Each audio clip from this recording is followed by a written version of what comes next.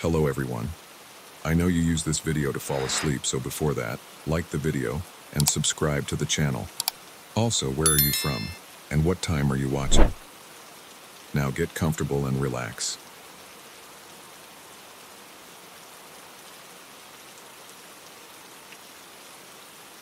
The headlights flickered, and my heart sank. Not now. Not here. I was driving home from my sister's place, taking the long way to avoid traffic. The storm had been brewing all day, but now it unleashed its full fury. Rain pelted my windshield like tiny bullets, and the wipers struggled to keep up. The road ahead was a blur of darkness and water. That's when my car decided to give up. It started with a strange grinding noise. I eased off the gas, hoping it would stop, but then the engine cut out completely. I coasted to the side of the road, my stomach twisting into knots. I sat there for a moment, trying to process what had just happened. The rain drummed on the roof, creating a cacophony that matched my racing thoughts. I was stuck in the middle of nowhere in a storm, with a dead car. I tried the key again, praying for a miracle. Nothing, not even a click. My phone was the next logical step. I fumbled for it in my purse, my hands shaking slightly. No signal, of course. "Come on," I muttered, holding the phone up to the window. Still nothing, just a mocking, "no service" and message staring back at me. I took a deep breath, trying to calm myself. Someone would come along eventually, right? It was just a matter of waiting it out. I locked the doors and settled in, watching the rain hammer down on the windshield. Minutes stretched into an hour, then 2. The rain didn't let up. The road stayed empty. I could feel panic starting to creep in, but I kept telling myself it would be fine. I turned off the headlights to save the battery and sat in the dark. The sound of the rain was deafening, pounding against the roof of the car. There were moments where I swore I heard something else, something moving out there in the dark. I tried not to think about it. It was around the 3rd hour when I finally saw headlights coming from behind me. I felt a huge wave of relief wash over me. I sat up straighter, hoping whoever it was would stop. As the lights got closer, I could see it was a big truck, one of those old beat-up ones with an engine that rumbled loud even over the rain. The truck slowed down as it passed my car, then stopped a few feet ahead. My heart was racing again, but this time from a mix of relief and nerves. I wasn't sure what kind of person would stop for a stranded woman in the middle of nowhere in the rain. But at that point, I didn't have much of a choice. I saw the driver's door open, and a man stepped out. He was tall, wearing a baseball cap pulled low over his face and a dark jacket. He stood there for a moment, looking at my car through the rain, before walking over. I cracked my window just a bit, enough to talk, but not too wide. I didn't want to let the rain in, but also, something about him made me hesitate. "Car trouble?" he asked, leaning down a little to peer inside. "Yeah, it just died on me a few hours ago," I replied, trying to sound calm. "I've been waiting for someone to pass by." He looked around, scanning the empty road, then back at me. "No service out here, huh?" I shook my head. "None." He was quiet for a moment, then smiled a little too wide, showing a bit too many teeth. "Lucky I came by then," he said, his voice too casual. "Not a lot of people take this road at night, especially in weather like this." I nodded, hoping he would just offer to call someone for me, but instead, he stepped closer to the window, glancing inside the car. "You alone out here?" I felt a chill run down my spine. Something about the way he asked made me uncomfortable. "Yeah, but my husband knows I'm stuck," I lied. "He's on his way." The man didn't seem convinced. He smiled again, but it didn't reach his eyes. "In this weather, going to take him a while to get here." I didn't know what to say. I just wanted him to leave, or at least call for help and go. But he wasn't moving. He kept staring at me, his eyes lingering a little too long, making me feel like I was trapped in my own car. "Mind if I take a look under the hood?" he asked suddenly, stepping back and motioning toward the front of the car. I hesitated, but I didn't want to seem rude or scared. Sure, I said, popping the hood. He walked around to the front of the car, and I watched as he fiddled with something under the hood. But after a few minutes, he came back to the window, shaking his head. "Looks like your battery's dead," he said, but there was something off about his tone. "I can give you a jump, but you'll probably need a tow." I nodded, trying to stay calm. "That would be great. Thanks." He walked back to his truck, and I watched him through the rearview mirror. My heart was racing again, and my hands were shaking as I gripped the steering wheel. Something about this didn't feel right. I didn't trust him. He took his time getting the cables, moving slower than he needed to. When he finally came back and hooked them up, he leaned into my window again, closer this time. "You know, it's dangerous for a woman to be out here alone," he said, his voice low. "You never know who might come by." His words sent a wave of fear through me, but I forced a smile. "Yeah, well, I'm lucky you stopped." He smiled again, that same unsettling grin. "Yeah, lucky." He got back into his truck and revved the engine to charge my battery. After a few minutes, my car sputtered to life. Relief washed over me, but it didn't last long. As I thanked him, he leaned in one last time. "Maybe you should let me follow you, just in case something happens again." I shook my head quickly. "No, that's okay. My husband's almost here. Thanks for the help." His smile faded for a second, but then it returned, colder this time. "All right. Suit yourself." I didn't wait for him to say anything else. I pulled away as fast as I could, not caring if I was driving too fast for the rain.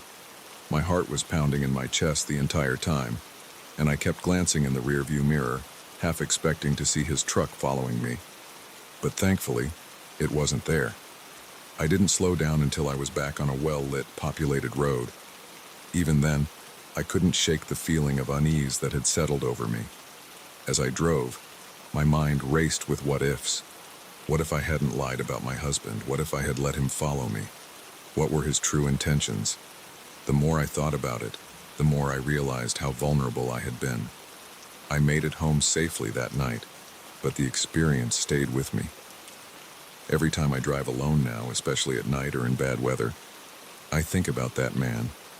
I think about how quickly a simple car breakdown can turn into something potentially dangerous. I've since learned to always be prepared. I keep an emergency kit in my car, complete with jumper cables, a flashlight, and a portable battery pack for my phone.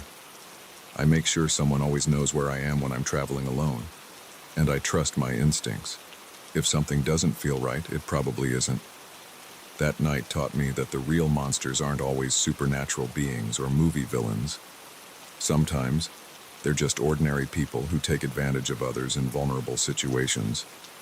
It's a lesson I'll never forget, and one I hope others can learn from without having to experience it firsthand. As I settled into bed that night, the storm still raging outside, I couldn't help but feel grateful. Grateful that I had made it home safely, grateful for the instincts that had kept me cautious, and grateful for the wake-up call that had made me more aware of my surroundings. But even as I drifted off to sleep, a part of me couldn't shake the image of that man's smile, too wide and too cold, or the sound of his voice as he suggested following me home. In my dreams, I saw headlights in my rearview mirror, always there, no matter how fast I drove or how many turns I took. The experience changed me in ways I'm still discovering.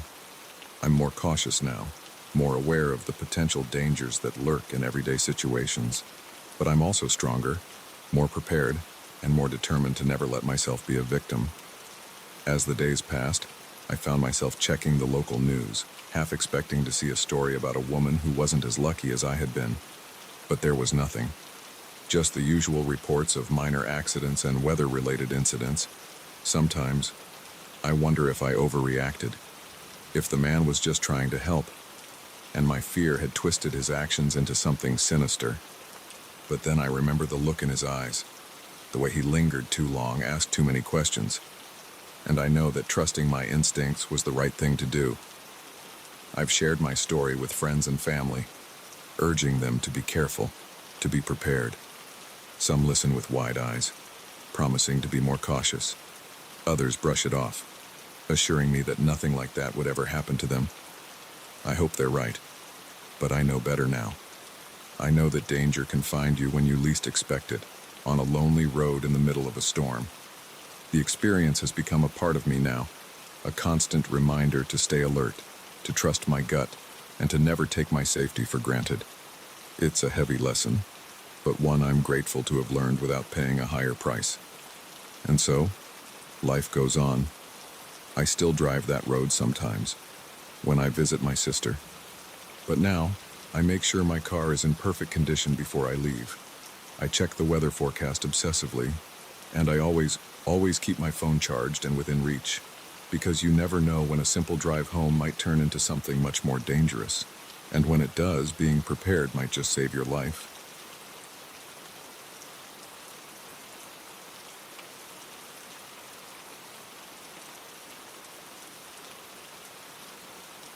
The first raindrop hit my face like an icy finger, and I knew I was in trouble.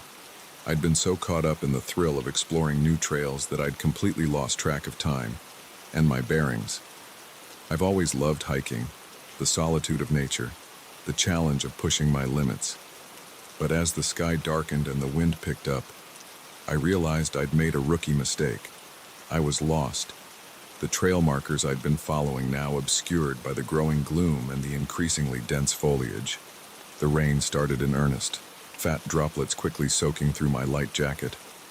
I hadn't packed for this. Another mistake.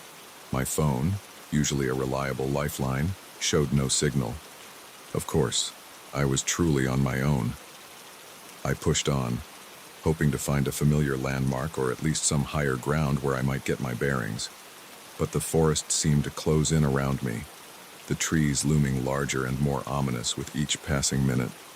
The sound of the rain drumming against the leaves created a disorienting white noise that made it hard to think clearly. As darkness fell, panic began to set in. I was soaked to the bone, shivering, and completely turned around. That's when I saw it, a faint glimmer of light through the trees. Hope surged through me. Maybe it was a ranger station, or at least another hiker with a campfire. I stumbled towards the light, branches whipping at my face, mud sucking at my boots. As I got closer, I could make out the shape of a small cabin. It wasn't much, just a simple wooden structure, but in that moment, it looked like salvation. I approached the door, my heart pounding. This deep in the woods, who knew what or who I might find? But I was out of options. I raised my hand and knocked, the sound barely audible over the howling wind and pounding rain. For a long moment, there was nothing. Then, just as I was about to knock again, I heard movement inside. Slow, shuffling steps approached the door. I held my breath as it creaked open. The man who stood before me was not what I expected. He was old, impossibly old, with a face so lined and weathered it looked like a topographical map. His eyes, pale and rheumy, seemed to look right through me. Hello," I stammered, water dripping from my chin. "I'm so sorry to bother you, but I've gotten lost in the storm. Could I possibly come in and warm up for a bit?" The old man didn't respond immediately. He just stood there, staring at me with those unsettling eyes. Then, slowly, he stepped back, opening the door wider. "Come in," he said, his voice a dry rasp that sent a shiver down my spine. "You shouldn't be out in this weather." I hesitated for a moment, my instincts screaming at me that something wasn't right. But the howling wind at my back made the decision for me. I stepped inside. The cabin was dimly lit by a single oil lamp, casting long shadows across the sparse furnishings. A small fire crackled in a stone fireplace, and I gravitated towards it, grateful for the warmth. "Thank you so much," I said, turning to face my host. "I don't know what I would have done if I hadn't found your cabin." The old man had shuffled to a rickety chair by the fire. He lowered himself into it with a groan, his joints creaking almost as loudly as the chair. Not many people come this way, he said, his eyes never leaving me, especially not on a night like this. I tried to smile, but something about his gaze made it difficult. I got turned around on one of the trails. I thought I knew where I was going, but I trailed off, suddenly aware of how foolish I sounded. The old man nodded slowly. The forest can be treacherous. It doesn't like outsiders. I laughed nervously, unsure how to respond to such a strange statement. Well, I'm certainly grateful for your hospitality. Once the storm passes, I'll be on my way. The storm won't pass, he said, with a certainty that chilled me more than the rain had. Not for a long while. I looked towards the single window, streaked with rain. The wind howled outside, as if to confirm his words. "Do you have a phone I could use?" I asked, trying to keep the desperation out of my voice. "My family will be worried sick." The old man shook his head. No phone, no electricity, just me and the forest. My heart sank. I was truly cut off from the world, alone with this strange old man in his isolated cabin. I tried to reassure myself. He had taken me in, after all. Surely he meant me no harm. As if reading my thoughts, he spoke again. "You're safe here, for now."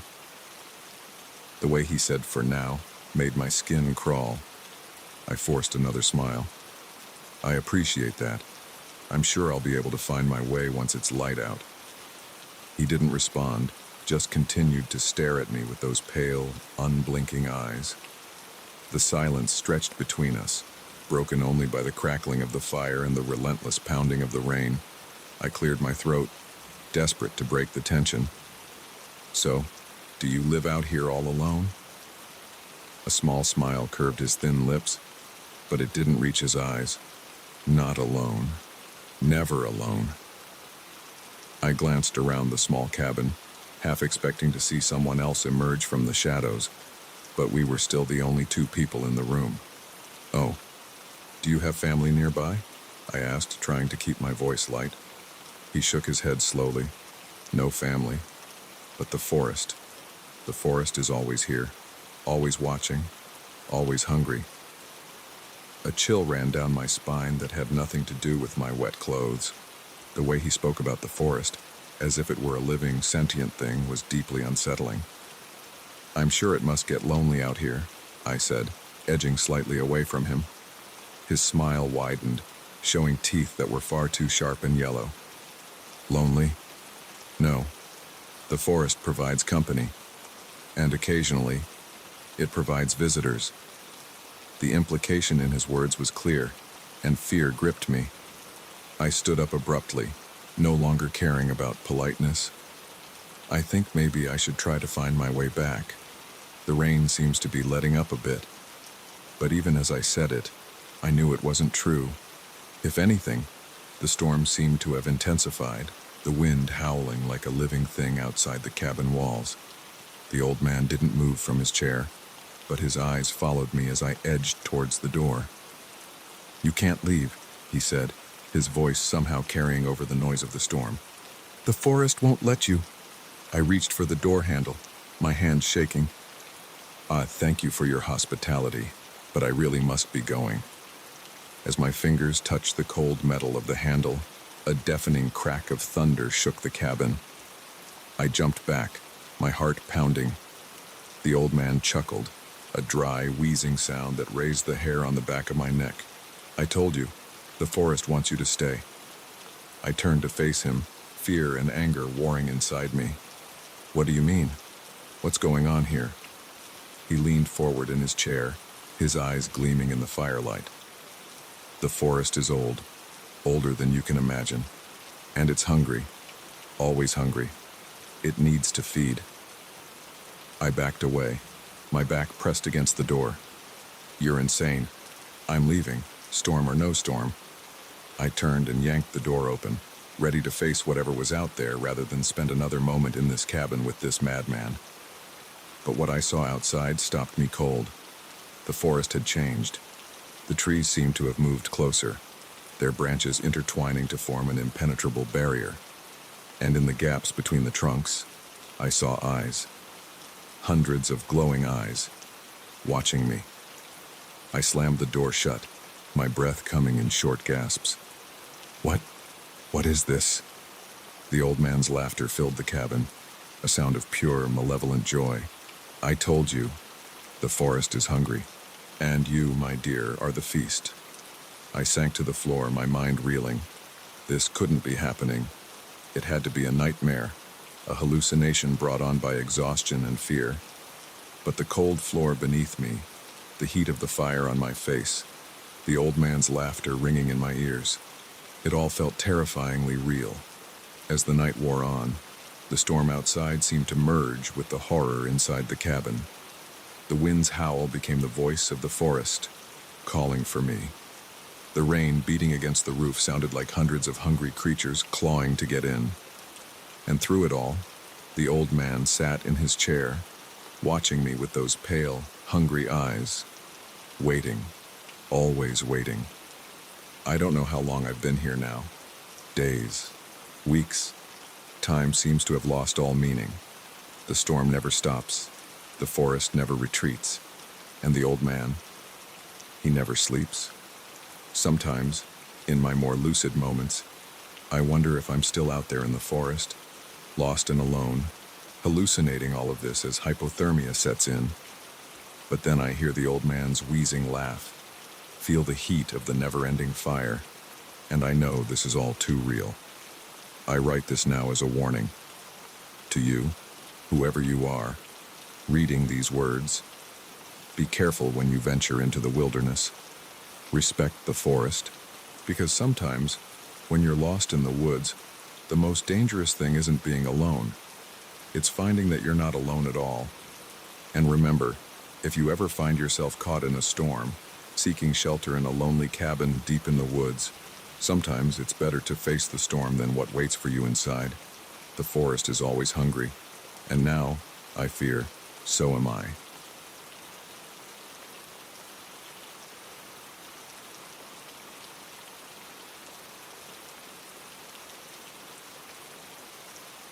The first scream pierced through the patter of rain on our tent, jolting me awake. For a moment, I thought I'd dreamed it. Then I heard it again, a raw, terrified shriek that made my blood run cold. My wife, Sarah, stirred beside me. "Did you hear that?" she whispered, her voice trembling. I nodded, my throat too dry to speak. We'd been camping in these woods countless times, but never had we encountered anything like this. The excitement of our annual camping trip had worn off hours ago, replaced by the discomfort of lying on hard ground while rain pelted our tent. Now, as another scream echoed through the night, that discomfort morphed into pure, unadulterated fear. "Maybe it's just an animal," Sarah suggested, but the quiver in her voice betrayed her doubt. I wish I could have agreed with her, but those screams were undeniably human. I fumbled for the flashlight, my hands shaking as I flicked it on. The beam cut through the darkness of our tent, illuminating Sarah's pale face. "We should check it out," I said, trying to sound braver than I felt. "Someone might need help." Sarah nodded reluctantly. We both knew it was the right thing to do, but that didn't make it any less terrifying. As we unzipped the tent, the sounds of the forest hit us full force. The rain had eased to a gentle drizzle, but the wind whipped through the trees, creating an eerie whistle. Beneath it all, I could hear something else. Hushed voices, too low to make out words, but unmistakably there. I stepped out first, scanning the area with my flashlight. Our campsite was a small clearing surrounded by dense woods. In the daylight, it had seemed peaceful and secluded. Now, it felt exposed and vulnerable. "Hello?" I called out, my voice sounding weak and uncertain. "Is anyone there? Do you need help?" Silence. Even the whispering voices had stopped. The forest seemed to be holding its breath. Sarah clutched my arm. "Maybe we should go back inside," she whispered. I was about to agree when I saw it, a flicker of movement at the edge of the clearing. I swung the flashlight towards it. but whatever it was had vanished into the shadows. "Did you see that?" I asked Sarah. She nodded, her grip on my arm tightening. "What was it?" Before I could answer, we heard it. Footsteps. Slow, deliberate footsteps crunching on the leaf-strewn ground. They were coming from all around us, closing in on our campsite. Panic surged through me. I grabbed Sarah's hand and pulled her back towards the tent. "We need to get out of here," I hissed. But as we turned, the beam of my flashlight fell on a figure standing directly in our path. It was a man, or at least it had the shape of a man. He was tall and gaunt, dressed in tattered clothes that hung from his frame like rags on a scarecrow. But it was his face that made my heart stop, or rather, the lack of it. Where his features should have been, there was only a blank, featureless expanse of skin. Sarah's scream tore through the night, matching the ones that had woken us earlier. I stumbled backward, dragging her with me, only to bump into something solid. Spinning around, I found ourselves face to face with another of these creatures. They were everywhere, emerging from the woods like ghosts materializing from the mist. Each one was different. Some short, some tall, some thin, some bulky, but they all shared that same terrifying, featureless face. "Run," I yelled, pulling Sarah towards the gap between two of the figures. We sprinted into the woods, branches whipping at our faces, roots threatening to trip us with every step. Behind us, I could hear the creatures giving chase, their footsteps surprisingly fast and coordinated for beings that seemed so unnatural. We ran blindly through the forest, with no idea where we were going or what direction would lead us to safety. The beam of the flashlight, still clutched tightly in my hand, bounced wildly, creating a strobe-like effect that made the woods seem even more disorienting. "There!" Sarah gasped, pointing ahead. Through the trees, I could see lights, a road, or maybe a house. Either way, it was our best chance. We pushed ourselves harder, ignoring the burning in our lungs and the ache in our legs. The lights grew closer, and I allowed myself a glimmer of hope. Maybe we would make it out of this nightmare after all. But just as we were about to break through the tree line, something grabbed my ankle. I went down hard, the flashlight flying from my hand and disappearing into the underbrush. Sarah stumbled to a stop, turning back for me. "Go!" I yelled, struggling against whatever had hold of me. "Get help!" For a moment, she hesitated. Then, with a sob, she turned and ran towards the lights. I watched her go, praying she'd make it to safety. Cold, strong hands gripped my arms, pulling me to my feet. I found myself surrounded by the faceless creatures, their blank visages somehow conveying a sense of curiosity and hunger. One of them stepped forward, its head tilting to the side as if studying me. Then, slowly, it raised a hand to its featureless face. To my horror, the skin began to ripple and shift, molding itself into features. My features. Within seconds, I was staring at a perfect copy of my own face. The others followed suit, their blank faces transforming into a sea of my own terrified expression. It was like looking into a nightmarish hall of mirrors. I wanted to scream, to fight, to run, but my body wouldn't respond. I could only stand there, paralyzed with fear, as the creatures closed in around me. The last thing I remember is a chorus of voices, my voice, repeated over and over, saying, "Welcome home." I woke up in a hospital bed 3 days later. They told me I'd been found wandering along the highway, miles from our campsite, babbling incoherently about faceless monsters. Sarah was there, tears in her eyes as she clutched my hand. She told me how she'd made it to a nearby farmhouse and called for help, how search parties had combed the woods for days before finding me. The official story is that we were attacked by a bear, that the trauma of the event coupled with exposure and dehydration had caused me to hallucinate. They say there's no evidence of any other people in those woods, let alone creatures like the ones I described. But I know what I saw. I know what happened to me in those woods. And sometimes, when I look in the mirror, I can't shake the feeling that the face staring back at me isn't quite my own. We don't go camping anymore. The woods hold too many terrors, too many unanswered questions. But even in the safety of our home, I can't escape the memory of that night. Every time I close my eyes, I see those blank faces. Every time I hear a noise in the dark, I'm back in those woods, surrounded by creatures wearing my face. And sometimes in the dead of night, I hear whispers, voices that sound like mine, but aren't. They call to me, urging me to return to the forest, to come home. I try to ignore them. I try to convince myself it was all just a nightmare, a product of fear and imagination. But deep down, I know the truth. Something happened to me in those woods, something that changed me in ways I'm still struggling to understand. Sarah notices it too, though she tries to hide it. I catch her watching me sometimes, a look of uncertainty in her eyes.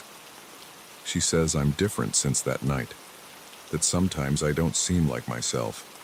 If only she knew how right she is. I've tried to move on, to forget about that night and the horrors we encountered. But it's not that easy. The memories linger, as vivid and terrifying as the moment they happened. And with each passing day, I find myself wondering, did I ever really leave those woods? Or did a part of me stay behind, replaced by something else? I don't have answers, only questions that keep me awake at night.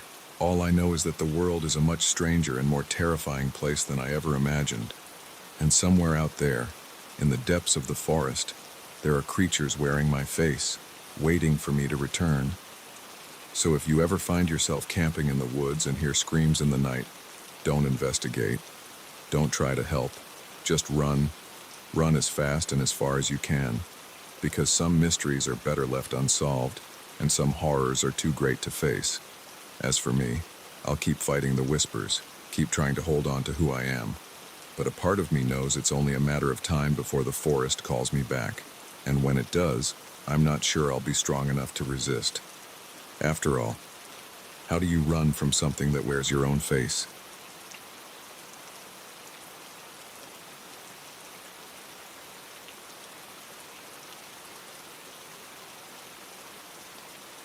The child's silhouette was barely visible through the curtain of rain, a small, lonely figure on the side of the deserted road. I blinked, sure my tired eyes were playing tricks on me. But when I looked again, the child was still there, a stark contrast against the storm-ravaged landscape. I'd been driving for hours, pushing through the relentless downpour to get home after a grueling business trip. The monotony of the windshield wipers and the hiss of tires on wet asphalt had lulled me into a trance-like state. But the sight of that child jolted me back to full alertness. My foot eased off the accelerator as I approached. What was a kid doing out here, miles from anywhere, in this weather? As I drew closer, I could make out more details. It was a little girl, maybe 6 or 7 years old, with long, dark hair plastered to her face by the rain. She wore a yellow raincoat that seemed too thin for the biting cold. I pulled over, my hazard lights blinking in the gloom. The rational part of my brain screamed that this was a bad idea. I was alone on a deserted road, stopping for a stranger. But this was a child. I couldn't just drive by. I rolled down my window, wincing as cold rain spattered my face. "Hey there," I called out, trying to sound friendly and non-threatening. "Are you okay? Where are your parents?" The girl turned to face me, and I felt an inexplicable chill that had nothing to do with the weather. Her face was pale, almost translucent in the gray light, and her eyes. There was something off about them, something I couldn't quite put my finger on. "I'm lost," she said, her voice barely audible over the pounding rain. "Can you help me?" I hesitated. Every instinct told me to drive away, to leave this strange situation behind. But I couldn't abandon a child in need. I took a deep breath and made a decision I would come to question for years to come.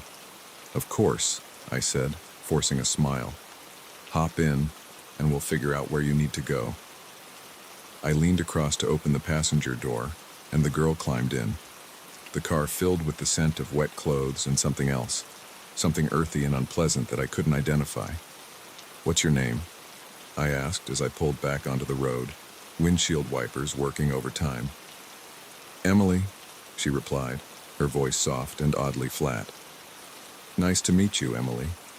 I'm Jack. Can you tell me where you live? Or maybe your parents' phone number?" Emily didn't respond. She just stared straight ahead, water dripping from her hair onto my car seat. "Emily?"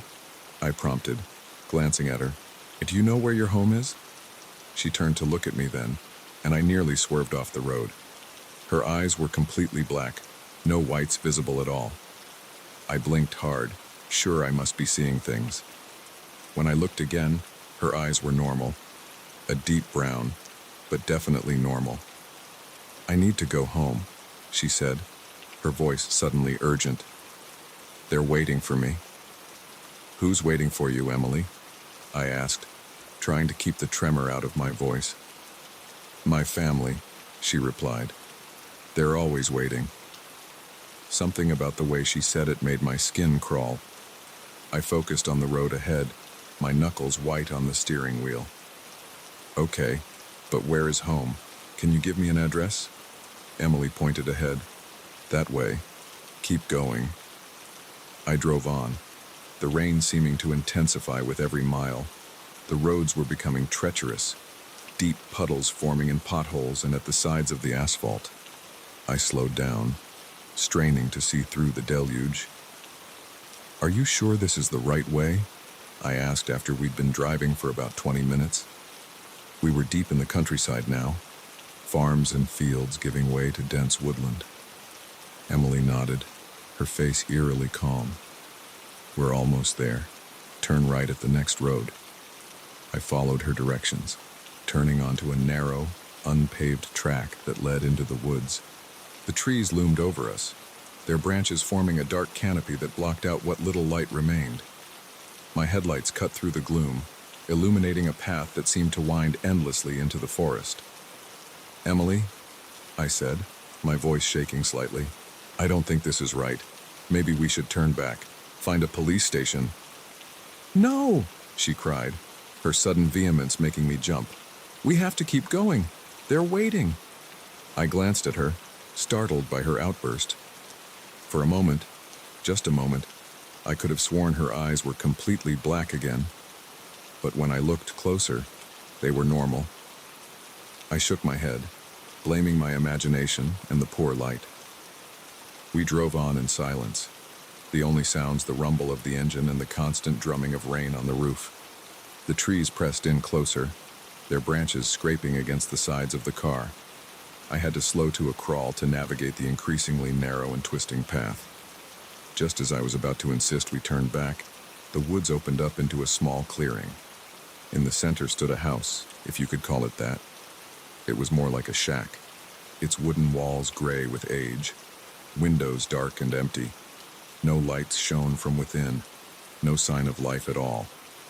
"We're here," Emily said, her voice filled with an emotion I couldn't identify. Was it joy? Fear? I couldn't tell. I stopped the car, staring at the dilapidated structure before us. "Emily, are you sure this is where you live? It doesn't look like anyone's home." She didn't answer. When I turned to look at her, my blood ran cold. She was gone. The passenger seat was empty, with no sign that anyone had ever been there. No wet stains on the seat, no muddy footprints on the floor mat. Nothing. I sat there, frozen, my mind struggling to process what was happening. Had I imagined the whole thing? Was I losing my mind? A movement in my peripheral vision caught my attention. I turned to look out the windshield, and my heart nearly stopped. There, standing in front of the house, was Emily. But she wasn't alone. Surrounding her were shadowy figures, tall and unnaturally thin. I couldn't make out their features in the gloom, but I could feel their eyes on me. Emily raised her hand and waved, a smile spreading across her face. But it wasn't a child's smile of innocence and joy. It was something else entirely, something that made my blood run cold. I threw the car into reverse, my foot slamming down on the accelerator. The tires spun in the mud for a heart-stopping moment before finding purchase. I shot backward down the narrow path, branches whipping against the windows. I don't remember much of the drive back. It's all a blur of rain and darkness and bone-deep terror. I didn't stop until I reached the nearest town, pulling into a brightly lit gas station like a ship finding safe harbor in a storm. I sat there for a long time, shaking, trying to make sense of what had happened. When I finally worked up the courage to check the passenger seat in the light, there was no sign that Emily had ever been there. No mud, no water, nothing. I reported the incident to the local police, but they found nothing. No evidence of the house in the woods. No missing children matching Emily's description. They put it down to an overactive imagination fueled by fatigue and the stressful driving conditions. But I know what I saw. I know what I experienced. And I'll never forget the chill that ran down my spine when I saw those figures surrounding Emily, or the smile on her face as she waved goodbye. I don't drive that road anymore. I avoid long trips in the rain, and whenever I see a child alone by the side of the road, I can't help but remember Emily and the terror of that night. Sometimes, helping a stranger isn't the right thing to do. Sometimes, it's the beginning of a nightmare. So if you're ever driving on a lonely road in the rain, and you see a child standing alone, think twice before you stop, because you never know who or what might be waiting in the shadows, ready to welcome you home.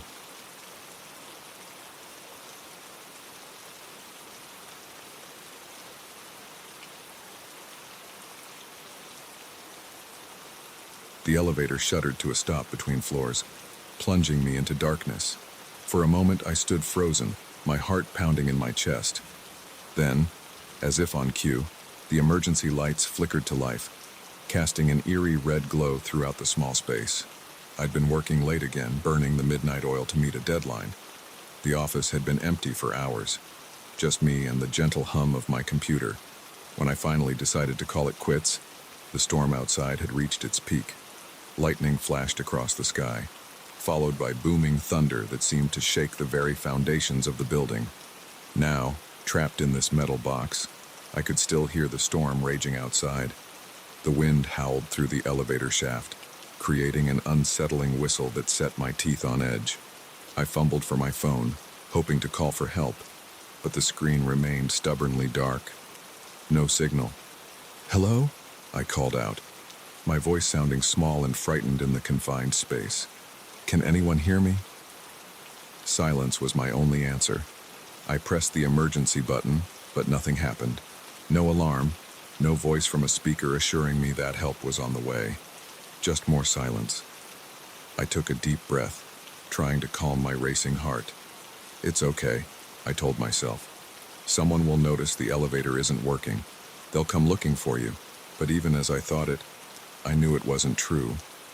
It was the middle of the night, and I was the only one in the building. No one was coming. That's when I heard it. A soft, scraping sound, like nails dragging across metal. At first, I thought it was just the wind, or maybe the elevator cable settling. But then I heard it again, louder this time, and unmistakably coming from above me. I looked up, my eyes straining in the dim red light. The ceiling of the elevator seemed to ripple, as if something was moving on the other side. My breath caught in my throat as I watched a small bulge form in the metal, pushing downward. Then, to my horror, the bulge split open. A hand emerged, pale and skeletal, its fingers unnaturally long and tipped with sharp black nails. It groped blindly in the air for a moment before finding purchase on the edge of the opening it had created. I pressed myself against the far wall of the elevator, a scream building in my throat but unable to escape. As I watched, frozen in terror, the hand was joined by another. Together, they widened the hole, tearing through the metal as if it were paper. A face appeared in the opening, and I felt my sanity begin to slip. It was humanoid, but only barely. The skin was a sickly gray, pulled tight over sharp cheekbones. The eyes were huge, black, and utterly devoid of any humanity. And the The mouth was filled with row upon row of needle-like teeth. The creature began to lower itself into the elevator, its body contorting in ways that defied the laws of physics. I could hear the bones cracking and popping as it twisted and squeezed through the opening. In that moment, survival instinct took over. I lunged for the elevator doors, my fingers scrabbling at the seam where they met. I pulled with all my might, ignoring the pain as my nails bent and broke. To my surprise and relief, the doors began to part. I could see the hallway outside, dimly lit by more emergency lights. Freedom was just inches away. But as I started to squeeze through the gap, I felt something cold and clammy wrap around my ankle. I looked back and immediately wished I hadn't. The creature had fully entered the elevator and was reaching for me with those impossibly long arms.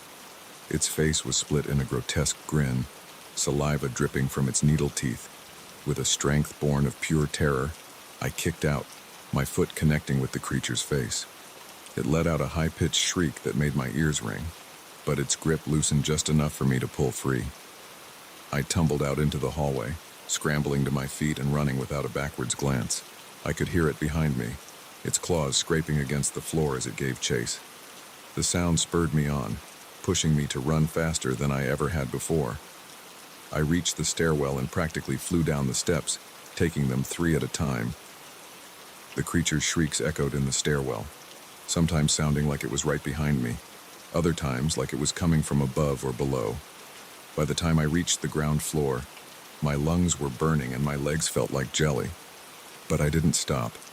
I burst out of the stairwell and sprinted across the lobby, my eyes fixed on the main doors and the rainy night beyond.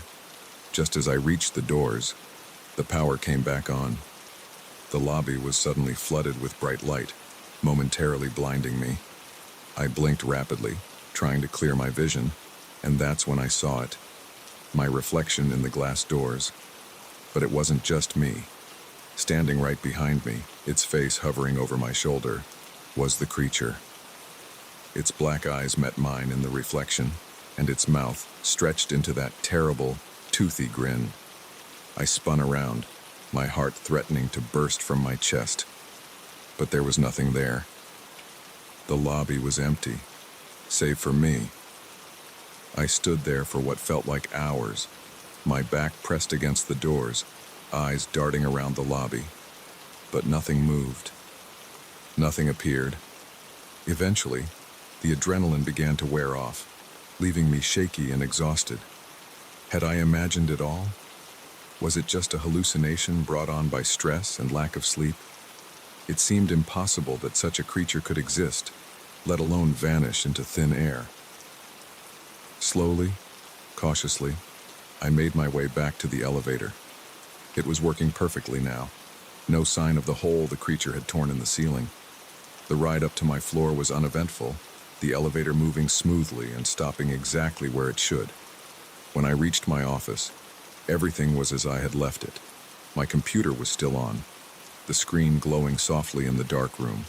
Outside, the storm had passed, leaving behind a gentle rain that pattered against the windows. I gathered my things quickly, not wanting to spend another moment in the building.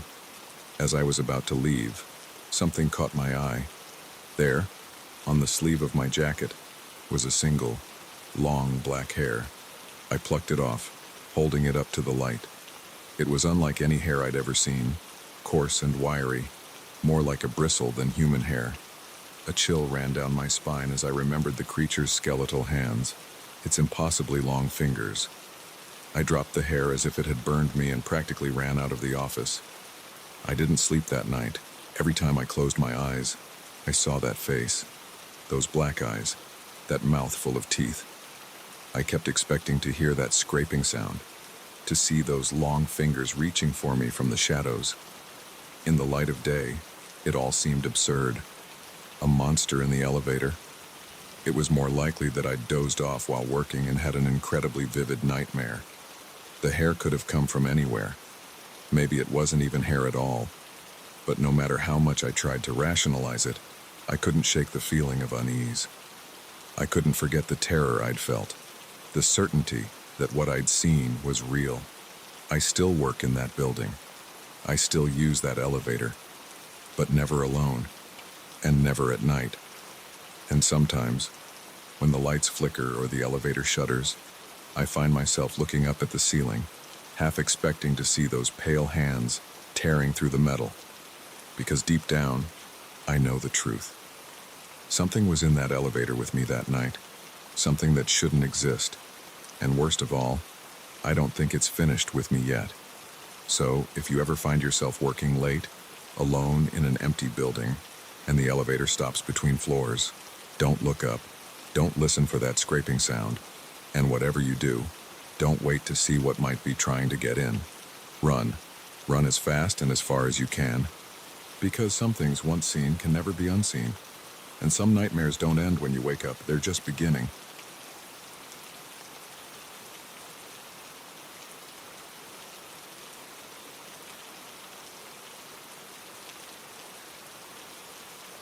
The truck's headlights cut through the rain like dull knives, barely illuminating the muddy road ahead.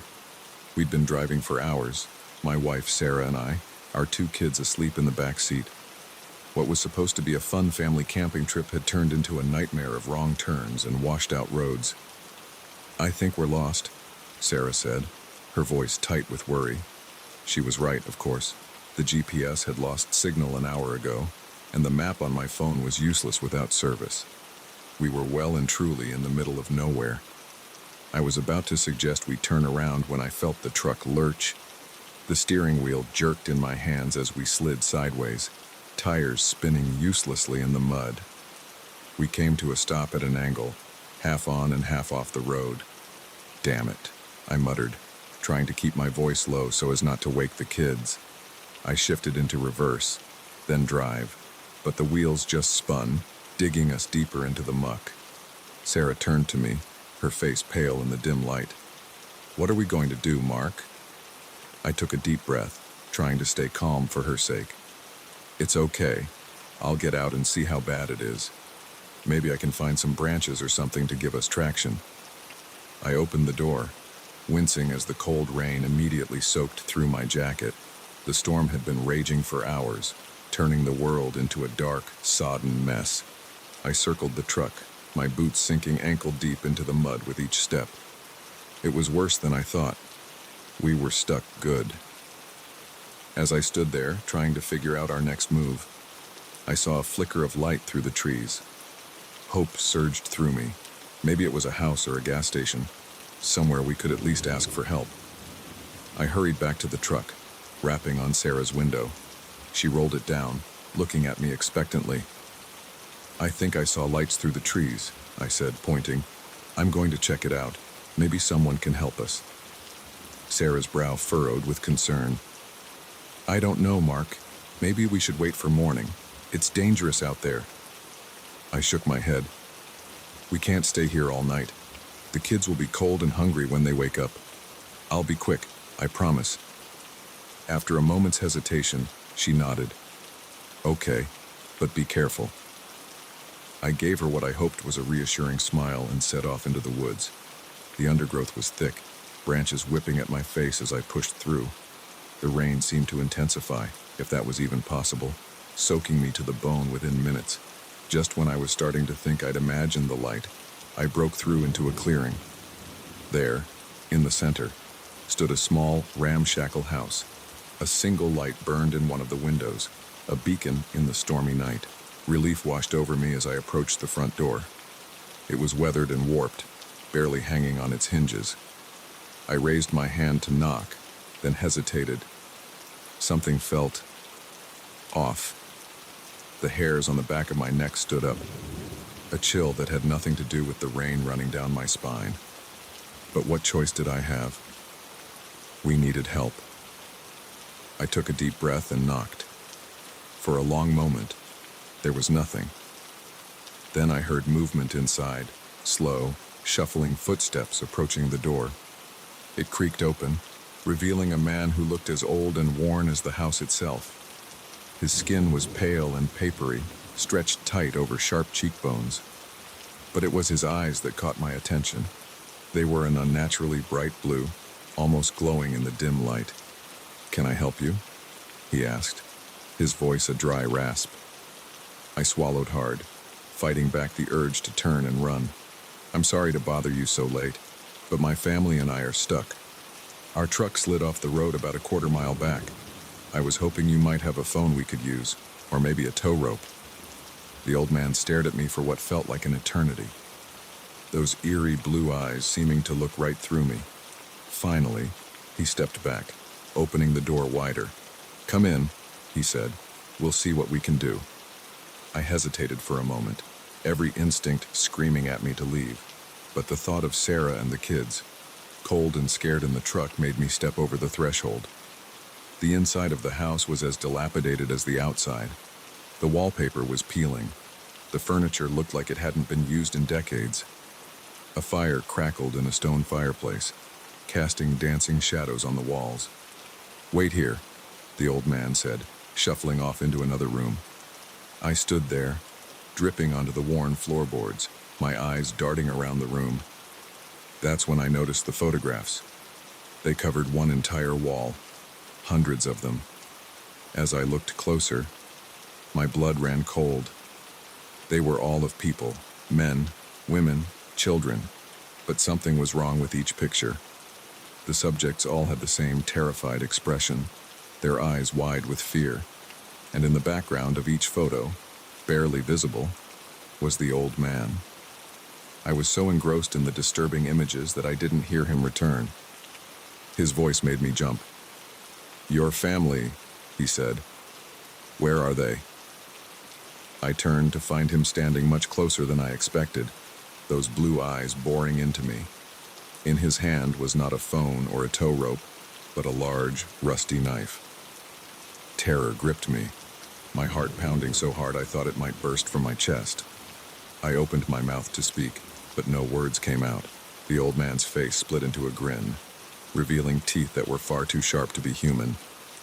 "Don't worry," he said, his voice no longer a rasp, but a deep, rumbling growl.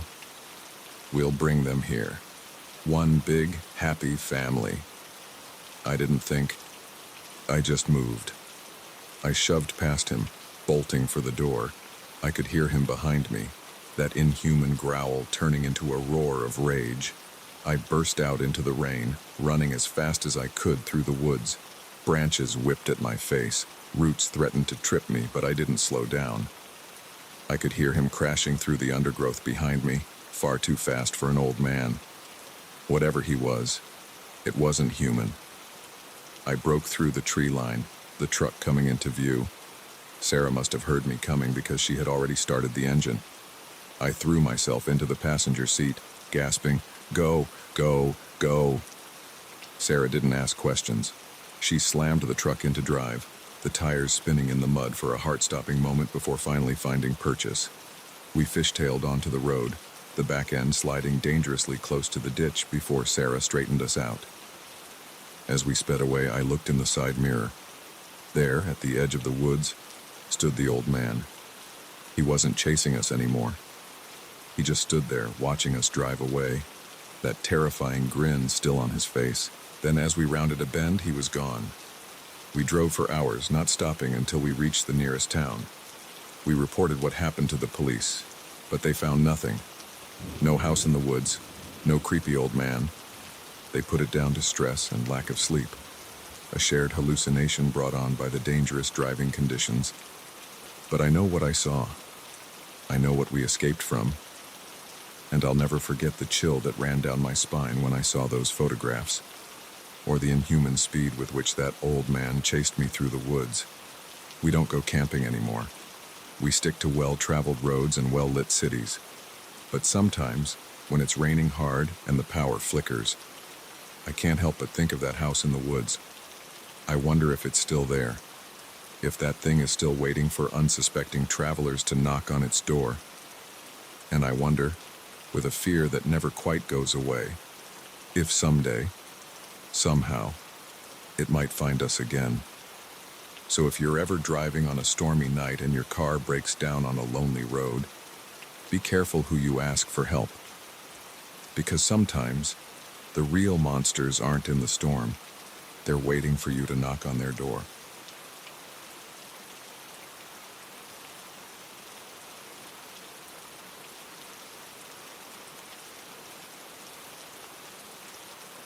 The first knock was so soft, I almost missed it over the sound of rain hammering against the roof. I paused, my hand hovering over the TV remote, straining to listen. There it was again, a gentle tap, tap, tap, barely audible above the storm raging outside. I glanced at the clock, 11:43 p.m. Who could be at my door this late, especially in this weather? I'd been home alone all evening, my roommate away for the weekend. The storm had been building for hours, the wind howling around the corners of our old house, making the windows rattle in their frames. I'd been grateful for the distraction of mindless TV to keep my imagination from running wild. But now, as I stood there listening to that soft, persistent knocking, I felt a chill run down my spine that had nothing to do with the draft seeping under the door. "Hello?" I called out, not moving from my spot on the couch. "Who's there?" No answer, just another series of gentle knocks. I took a deep breath, trying to calm my racing heart. It was probably nothing. Maybe a branch blown loose by the wind, tapping against the door, or a neighbor who'd locked themselves out, desperate for shelter from the storm. Slowly, I made my way to the front door. Through the peephole, I could see nothing but darkness and the silver sheets of rain illuminated by our porch light. "Is someone there?" I asked again, my hand on the doorknob. Silence. Then, just as I was about to turn away, I heard it. A voice, so quiet I almost thought I'd imagined it. "Please," it whispered. "Let me in." My blood ran cold. The voice didn't sound like any of my neighbors. It was high-pitched, almost childlike, but with an odd, grating quality that set my teeth on edge. "Who are you?" I demanded, trying to keep the tremor out of my voice. "What do you want?" "Please," the voice came again, louder this time. "I'm so cold, so wet. Let me in." Every instinct I had was screaming at me to back away, to lock every door and window in the house. But another part of me, the part that couldn't bear the thought of leaving someone out in this storm, made me hesitate. "I'm sorry," I said, "but I can't open the door to a stranger. Is there someone I can call for you? The police, maybe?" A sound came then that made my heart nearly stop. It was a laugh, but not one of mirth or even irony. It was a cold, hollow sound that seemed to suck all the warmth from the air around me. "No police," the voice said, suddenly deeper, no longer even attempting to sound human. "No one but you. Let me in." The last three words were punctuated by thunderous blows to the door, so powerful I felt them reverberate through the floor. I stumbled backward, nearly tripping over my own feet in my haste to get away. The pounding continued, growing louder and more frenzied with each passing second. I could hear the wood of the door creaking and splintering under the onslaught. I ran to the kitchen, fumbling for my phone with shaking hands. But as I tried to dial 911, I realized with horror that there was no signal. The storm must have knocked out the cell towers. A deafening crack echoed through the house, and I knew the door had given way. Heavy footsteps thudded on the hardwood floor of the entryway, accompanied by a sound like wet cloth dragging across the ground. I looked around wildly, searching for a weapon, an escape route, anything. My eyes fell on the back door. It was my only chance. I bolted for it, not daring to look behind me. I could hear it coming, its breathing loud and ragged, far too close for comfort. My hands shook as I fumbled with the lock, precious seconds ticking by as I struggled to open the door. Finally, it swung open, and I plunged out into the storm. The rain was coming down in sheets, instantly soaking me to the bone. The wind howled, nearly drowning out the inhuman shriek of rage that came from inside the house. I ran blindly through our backyard, my feet slipping in the mud. I had no plan, no destination in mind. My only thought was to get as far away from that thing as possible. I reached the edge of our property, where a dense line of trees marked the beginning of the woods behind our house. I hesitated for a split second, the darkness between the trees looking even more impenetrable than the stormy night. Another shriek, closer this time, made the decision for me. I plunged into the woods, branches whipping at my face as I ran. I don't know how long I ran. Time seemed to lose all meaning in that dark, wet labyrinth. My lungs burned, my legs ached, but still I pushed on, terrified of what might happen if I stopped. Eventually, I burst out of the tree line and found myself on a road. In the distance, I could see lights, a gas station, its fluorescent glow a beacon of hope in the darkness. I staggered towards it, relief flooding through me as I saw a police car parked out front. I was safe. I was going to be okay. As I approached, the officer stepped out of his car, concern etched on his face. "Are you all right, miss?" he asked, taking in my bedraggled appearance. I opened my mouth to respond, to pour out the whole terrifying story, but something made me stop. Over the officer's shoulder, I saw movement in the shadows beyond the gas station's bright lights. A figure stood there, tall and misshapen, its form seeming to shift and writhe in the darkness. As I watched, frozen in terror, it raised a hand. No, not a hand, a mass of writhing tentacles, and pressed a finger to where its mouth should be. The message was clear. Say nothing or else. I looked back at the officer, who was still waiting for my response. I'm fine, I stammered. Just got caught in the storm, took a wrong turn on my walk. The officer didn't look entirely convinced, but he nodded. "Well, let's get you inside and dried off. We can call someone to come get you." As he led me towards the gas station, I couldn't resist one last glance over my shoulder. The figure was gone, but I could have sworn I heard that cold, hollow laugh carried on the wind. I spent that night in the gas station, wrapped in a scratchy blanket the attendant found in the back, waiting for the storm to pass. I didn't tell anyone what had really happened. Who would believe me? When morning came and the rain finally stopped, I made my way back home. The front door was intact, showing no signs of the violent entry I'd witnessed the night before. Inside, everything was as I'd left it. There were no muddy footprints, no signs of an intruder. Had I imagined it all? Was it just a vivid nightmare brought on by the storm and too many late-night horror movies? But then I saw it.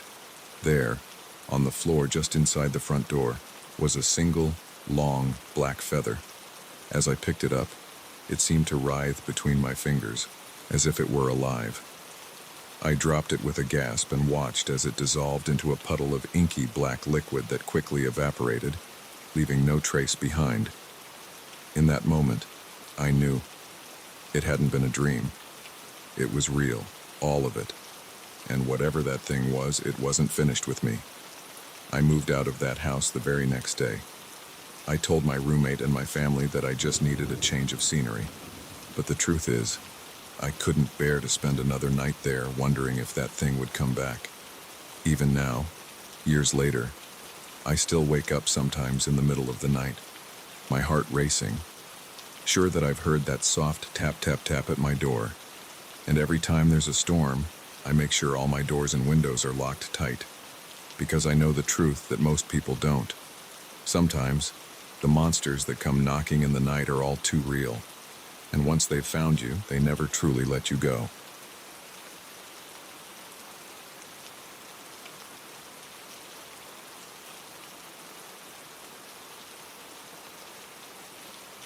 The distant echo of footsteps jolted me from my half-asleep state. I blinked, trying to focus on the security monitors in front of me. The mall had been closed for hours, its vast corridors empty and dark. Yet there it was again, the unmistakable sound of someone walking, their steps echoing through the empty building. I'd been working as a night security guard at Willowbrook Mall for about 6 months. It wasn't the most exciting job, but it paid the bills. Most nights, I'd just make my rounds, check the locks, and spend the rest of the time watching Netflix on my phone. But tonight was different. The storm outside had been raging for hours, rain lashing against the skylights and thunder rumbling overhead. It was the kind of night that made you grateful to be indoors, even if that meant being alone in a creepy, empty mall. I leaned closer to the monitors, scanning each screen carefully. Nothing seemed out of place. The food court was deserted, chairs neatly stacked on tables. The fountain in the center court was still, its waters dark and silent. Even the toy store, usually so vibrant during the day, looked sad and abandoned in the dim emergency lighting. But there it was again. That sound. Footsteps, slow and deliberate, coming from somewhere on the second floor. I grabbed my flashlight and radio, my heart beginning to race. It was probably nothing, I told myself. Maybe some merchandise had fallen off a shelf or a stray cat had somehow gotten in. But as I made my way up the motionless escalator, I couldn't shake the feeling that something was very wrong. The second floor was even darker than the first, the emergency lights casting long, eerie shadows. I swept my flashlight back and forth, its beam cutting through the darkness. "Hello?" I called out, my voice sounding small and uncertain in the vast space. "Security? Is anyone there?" Silence. Then, just as I was about to convince myself I'd imagined the whole thing, I heard it. A voice, soft and distant, coming from the direction of the department store at the end of the corridor. "Help me," it said, barely more than a whisper. I froze, my flashlight beam shaking slightly. "Who's there?" I called out, trying to keep my voice steady. "This is security. The mall is closed. You need to leave immediately." "Please," the voice came again, louder this time. "I'm lost. I can't find my way out." Against my better judgment, I started walking towards the sound. The department store loomed ahead, its entrance a gaping maw of darkness. As I got closer, I could see that the security gate was up. That was impossible. I'd checked it myself during my last round. I stepped into the store, my flashlight illuminating racks of clothing and shelves of merchandise. "Hello," I called out again. "Where are you?" A movement caught my eye, a flash of white disappearing behind a display of mannequins. I hurried towards it, my heart pounding in my chest. As I rounded the corner, I saw a small figure huddled on the floor. It was a child, a little girl in a white dress, her face hidden in her hands. "Hey there," I said softly, crouching down to her level. "Are you okay? How did you get in here?" The girl didn't respond. She just sat there, completely still, her face still hidden. "It's all right," I continued, reaching out a hand. "I'm here to help. Let's get you out of here and find your parents, okay?" Slowly, the girl lowered her hands. I felt my blood run cold. Where her face should have been, there was only a smooth, blank expanse of skin. I scrambled backward, nearly dropping my flashlight in shock. The girl, if you could call it that, stood up, its movements jerky and unnatural. It took a step towards me, its head tilting to one side at an impossible angle. "What the hell?" I gasped, my back hitting a clothing rack. Hangers clattered to the floor around me. The thing that looked like a little girl opened its mouth, a dark, gaping hole appearing in its featureless face. From it came a sound that will haunt me for the rest of my days. It was like 1,000 voices screaming in agony. All at once, I didn't think, I just ran. I sprinted out of the department store, not daring to look back. I could hear it behind me, its footsteps no longer slow and deliberate but rapid, gaining on me with inhuman speed. I reached the escalator and practically flew down it, taking the steps 3 at a time. I risked a glance over my shoulder and immediately wished I hadn't. The thing was at the top of the escalator, but it wasn't using the steps. It was crawling down the handrail on all fours, its body contorting in ways that defied physics. I ran faster than I ever had in my life, my lungs burning, my heart feeling like it might burst from my chest. I could see the exit ahead, the glass doors promising safety beyond. Just as I reached them, I heard a crash behind me. I turned to see the thing had leaped from the escalator, landing on a kiosk and crushing it beneath its weight. It stood up slowly, its blank face turning towards me.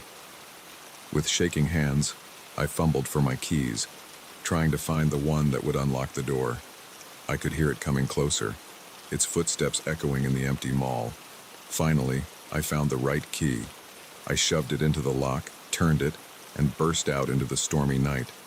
I didn't stop running until I reached my car in the far corner of the parking lot. As I fumbled with my car keys, I looked back at the mall. There, pressed against the glass doors, was the faceless child. It stood perfectly still, watching me. Then, slowly, it raised one hand and waved. I got into my car and drove away as fast as I could, not caring about the speed limit or the rain-slicked roads. I didn't stop until I was miles away, pulling into a 24-hour diner where I spent the rest of the night, jumping at every sound and shadow. I never went back to that job. I called the next day and quit, making up some excuse about a family emergency. I couldn't bring myself to tell them the truth. Who would believe me?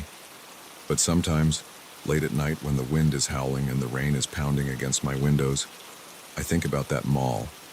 I wonder if that thing is still there, wandering the empty corridors, waiting for someone else to hear its cry for help.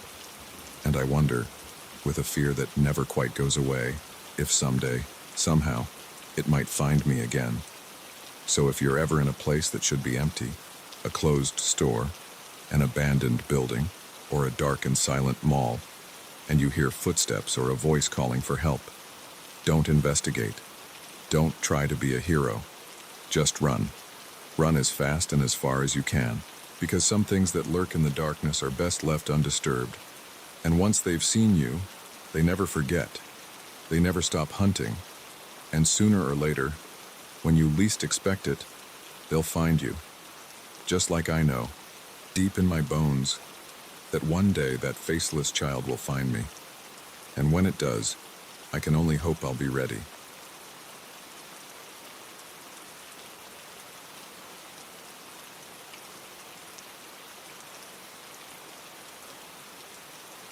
The old house loomed before us, a dark silhouette against the storm-ravaged sky. Lightning flashed, illuminating its decrepit facade for a split second before plunging it back into shadow. I glanced at my best friend, Mike, and saw my own apprehension mirrored in his eyes. "Maybe this isn't such a good idea," I said, having to raise my voice to be heard over the howling wind and pelting rain. Mike shook his head, rain dripping from his matted hair. "Come on, Alex. We've come this far. It's just an old house. What's the worst that could happen?" I wish I'd never found out the answer to that question. We'd been on our way back from a concert in the city when the storm hit. It came out of nowhere, turning the sky an ominous shade of green before unleashing its fury. The rain was so heavy we could barely see the road. And when we took a wrong turn trying to find a shortcut, we ended up hopelessly lost. That's when we saw it, the old Victorian house, standing alone at the end of a long, overgrown driveway. It looked abandoned, but we thought maybe we could at least take shelter on the porch until the storm passed. As we approached, I couldn't shake the feeling that something was off. The house seemed to loom larger with each step, its windows like dark, hollow eyes watching our approach. The porch steps creaked ominously under our feet, the sound barely audible over the raging storm. We huddled under the sagging porch roof, grateful for even this small respite from the rain. That's when I noticed the light. It was faint, barely visible through the grime-covered windows, but unmistakable. A flickering, warm glow coming from somewhere deep within the house. "Mike," I said, grabbing his arm. "Look, there's a light on inside." He squinted through the rain-streaked glass. "Holy shit. You're right. Maybe someone lives here after all." Before I could stop him, Mike was knocking on the door. The sound echoed unnaturally loud, seeming to reverberate through the entire house. We waited, the seconds stretching into minutes. Just as I was about to suggest we leave, we heard it, a faint sound, like someone calling for help. Mike's eyes widened. "Did you hear that? Someone's in trouble." He tried the doorknob, and to our surprise, it turned easily. The door swung open with a low, mournful creak. The interior of the house was dark, save for that faint, flickering light we'd seen from outside. It seemed to be coming from somewhere upstairs. "Hello?" Mike called out. "Is anyone there? Do you need help?" The answering cry was louder this time, definitely coming from upstairs. It sounded pained, desperate. I grabbed Mike's arm as he started to step inside. "Wait, this doesn't feel right. Maybe we should call the police." He shook off my hand.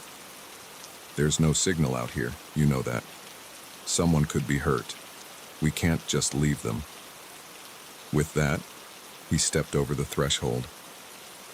After a moment's hesitation, I followed. I couldn't let him go alone, no matter how much every instinct was screaming at me to run.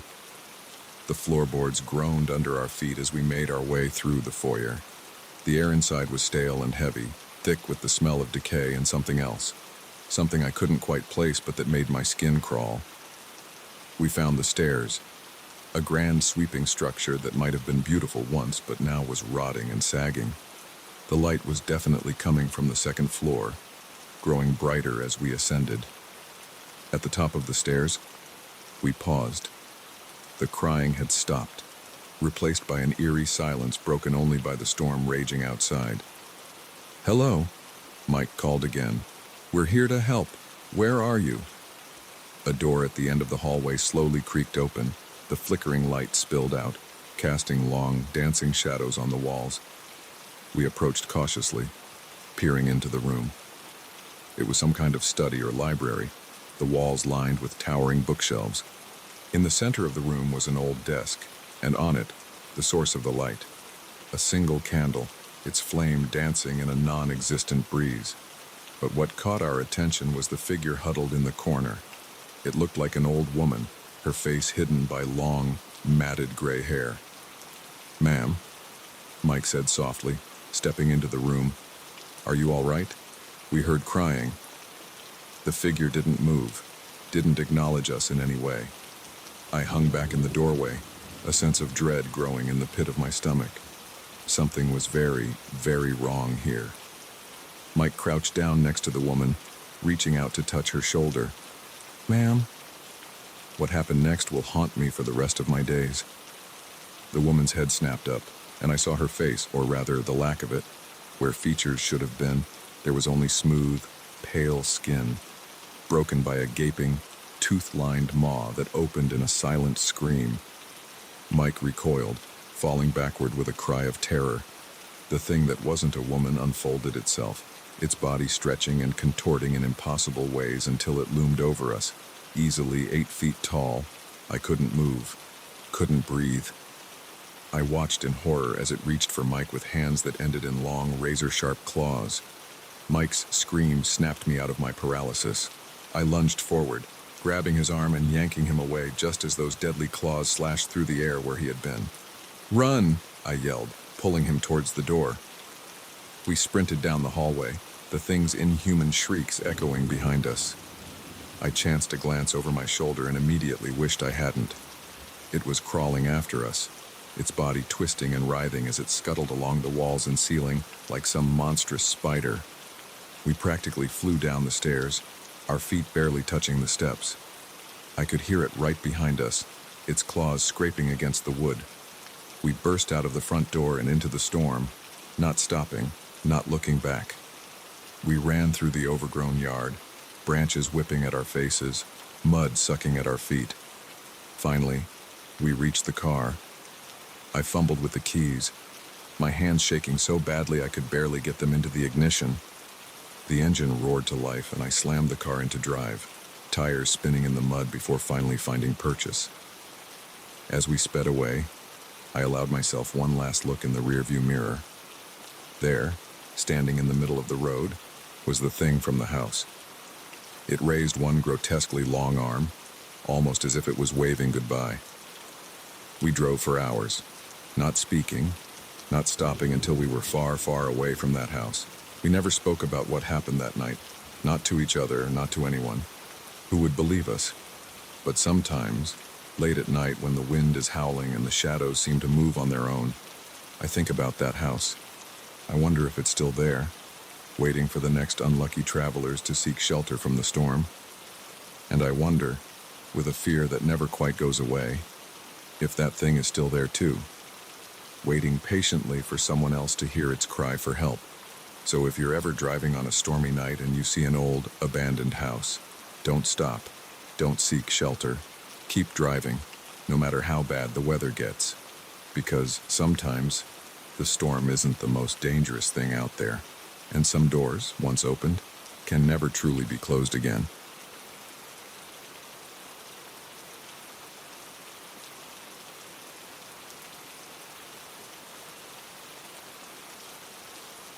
The engine sputtered and died, leaving me stranded in the middle of the bridge. As if on cue, the sky opened up, unleashing a torrent of rain that turned the world into a watery blur. I sat there, hands gripping the steering wheel, heart pounding in my chest. Of all the places to break down, this had to be the worst.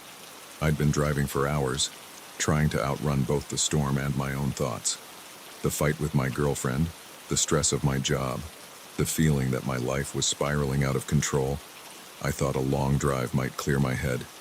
Instead, it had led me here, to this desolate bridge in the middle of nowhere, with angry clouds above and churning water below. I tried the key again, praying for the engine to turn over, but it was no use. The car was dead. I reached for my phone, already knowing what I'd find. No signal. Of course not. That would be too easy. Rain lashed against the windows, driven by a wind that seemed to want to push my car right off the bridge. I peered through the windshield, trying to gauge how far I was from either end. The bridge stretched out before and behind me, disappearing into the gloom. I couldn't see land in either direction. That's when I saw them. At first, I thought it was just a trick of the light, shadows playing in the rain. But as I squinted, I could make out shapes moving on the bridge. People? No, not people. The shapes were too tall, too thin, their movements too fluid to be human. They emerged from the mist like ghosts, dark silhouettes against the gray backdrop of the storm. There were 3 of them, spread out across the width of the bridge, moving towards my car with a slow, deliberate pace. My mouth went dry, my palms sweating despite the chill in the air. Every instinct screamed at me to run, but where could I go? I was trapped on this bridge, my dead car the only shelter from whatever was approaching. As they drew closer, I could make out more details, each one making my heart race faster. They were impossibly tall, at least 8 feet, with limbs that seemed too long and thin for their bodies. Their faces, I couldn't see their faces, just smooth, featureless expanses where features should have been. They reached my car, surrounding it. One stood at the front, one at the back, and one right outside my driver's side window. I held my breath, afraid that even the slightest movement might provoke them. A sound cut through the pounding of the rain, a tapping on my window. Slow, deliberate, like the way they had walked. Tap, tap, tap. I turned, ever so slowly, to look out my window. The creature stood there, its blank face inches from the glass. As I watched, horrified, a seam appeared where its mouth should be. It split open, revealing rows of sharp, needle-like teeth. "Let us in," it said, its voice a hiss that somehow carried through the closed window and the roar of the storm. "We only want to help." I shook my head, unable to speak, unable to look away from that terrible mouth. The creature tilted its head, an eerily human gesture that only served to emphasize how inhuman it truly was. "Your car is broken," it continued. "The storm is getting worse. Let us help you." "No," I managed to croak out. "No, thank you. I'm fine." The creature's mouth stretched wider, a grotesque parody of a smile. "Are you sure it's not safe out here? Anything could happen to you." The threat in its words was unmistakable. I glanced at the other 2 creatures. They had moved closer, pressing against the car. I could hear the metal groaning under their touch. "Please," I said, hating the tremor in my voice. "Please just leave me alone." The creature at my window leaned closer, its blank face filling my vision. "We can't do that," it said. You see, we're hungry. So very hungry. And you look delicious. Terror surged through me, breaking through the paralysis of fear. I lunged for the key, turning it desperately. To my shock and relief, the engine roared to life. I didn't stop to question this miracle. I slammed the car into drive and floored the accelerator. The creature shrieked, a sound that set my teeth on edge and made my vision blur. The car shot forward, and I felt a moment of resistance, then a sickening thud as I hit one of them. But I didn't stop. I couldn't stop. I drove blindly through the rain, my headlights barely penetrating the gloom. I could hear things hitting the roof and sides of the car. Were they jumping on it? Throwing things? I didn't dare look. I just drove, faster than I'd ever driven in my life, praying to whatever might be listening that I'd reach the end of this nightmare bridge. After what felt like hours but was probably only minutes, I saw it. The end of the bridge, solid ground ahead. I nearly cried with relief. As soon as my tires hit asphalt, the pounding on my car stopped. The shrieking faded away, replaced by the steady drumming of rain. I didn't slow down, didn't look back. I just kept driving, putting as much distance between me and that bridge as I could. I drove all night, through the storm and beyond.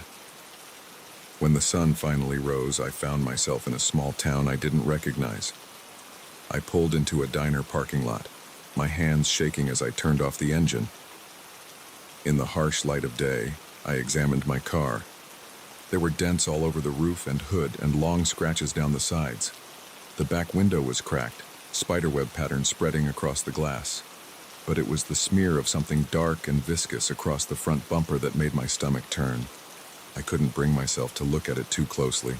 I never reported what happened. Who would believe me? I told my girlfriend I'd had an accident, swerved to avoid an animal on a rainy night. She was just relieved I was okay. But I'm not okay. Not really. I can't sleep without seeing those faceless creatures in my dreams. I can't drive over bridges without breaking into a cold sweat.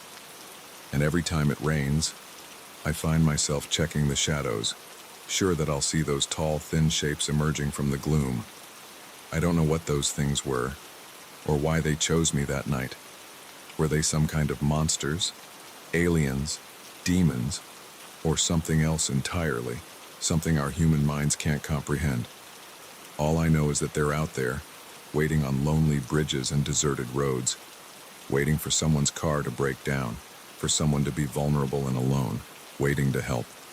So if you're ever driving late at night and your car breaks down in the middle of nowhere, be careful. Don't trust the shapes you see in the rain. Don't listen to the voices that offer help. And whatever you do, don't let them in, because once they've found you, they'll never truly let you go. And the next time your car breaks down, they might not take no for an answer.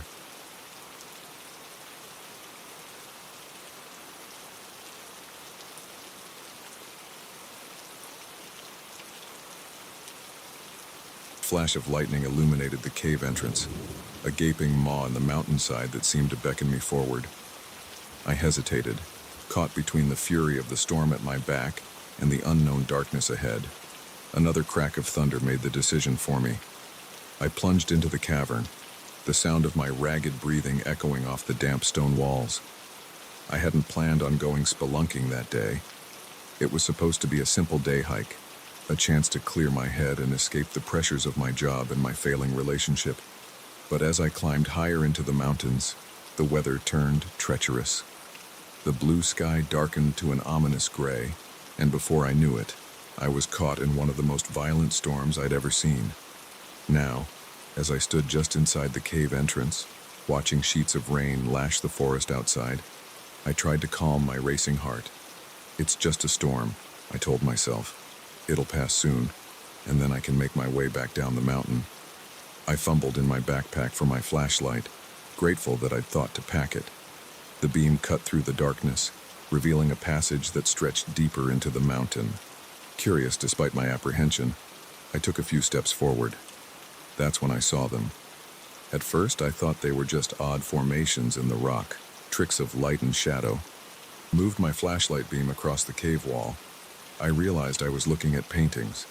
Ancient paintings, crude yet eerily lifelike, depicting scenes I couldn't quite comprehend.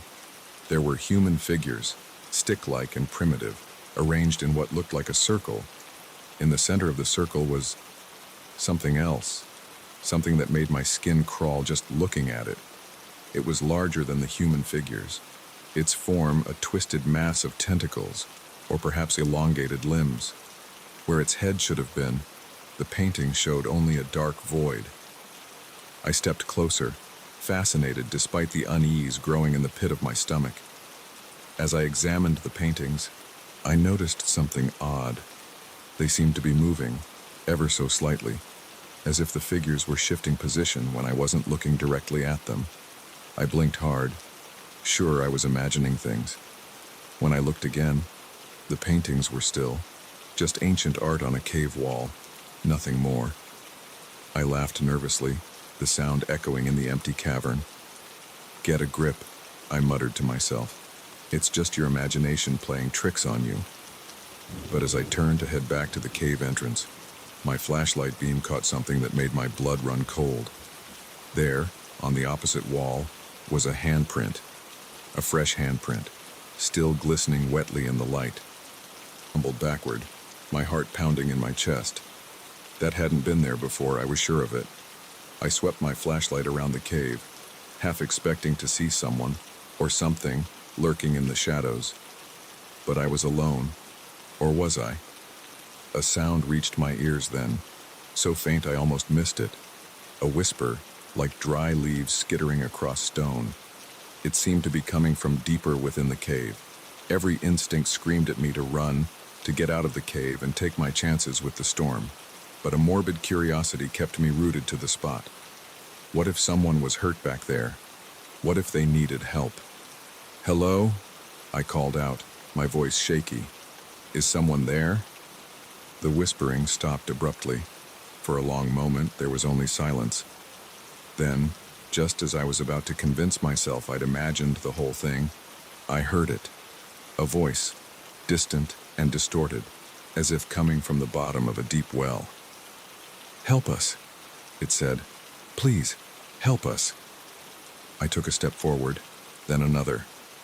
The beam of my flashlight danced across the cave walls, illuminating more of those unsettling paintings. They seemed to watch me as I passed, their crude faces twisted in expressions of fear or perhaps warning. The passage narrowed as I went deeper, the ceiling lowering until I had to stoop to avoid hitting my head. Grew colder, heavy with the scent of damp earth and something else, something I couldn't quite identify but that made my nose wrinkle in disgust. "Where are you?" I called out. "Keep talking so I can find you." "Here," the voice replied, closer now. "We're here. Please hurry." I rounded a corner and found myself in a large chamber. My flashlight beam couldn't reach the far walls or the ceiling, giving the unsettling impression that the room went on forever. In the center of the chamber was a pool of dark, still water, and there, at the edge of the pool, I saw them. 3 figures, huddled together as if for warmth. They were turned away from me, their forms indistinct in the dim light. "Are you okay?" I asked, approaching cautiously. "Are you hurt? Do you need help getting out of here?" They didn't respond. They didn't move at all. As I got closer, I noticed something odd about their posture. They seemed too still, too rigid, almost like... My flashlight beam fell fully on them, and I realized with horror that they weren't people at all. They were statues, crude things of clay and stone. But they were positioned exactly as living people would be, their unseeing eyes fixed on the dark water of the pool. I stumbled backward, my mind reeling. If these weren't the source of the voice I'd heard, then what? A flash from the pool made me jump. I swung my flashlight toward the sound, just in time to see ripples spreading across the surface of the water. Something had disturbed it, something large. As I watched, paralyzed with fear, a shape began to emerge from the pool. It rose slowly, water cascading off its form in oily rivulets. It was huge, its body a writhing mass of tentacles or perhaps impossibly elongated limbs, and its head. I screamed. I couldn't help it. Where its head should have been, there was only a swirling vortex of darkness, a void that seemed to draw in all light and hope.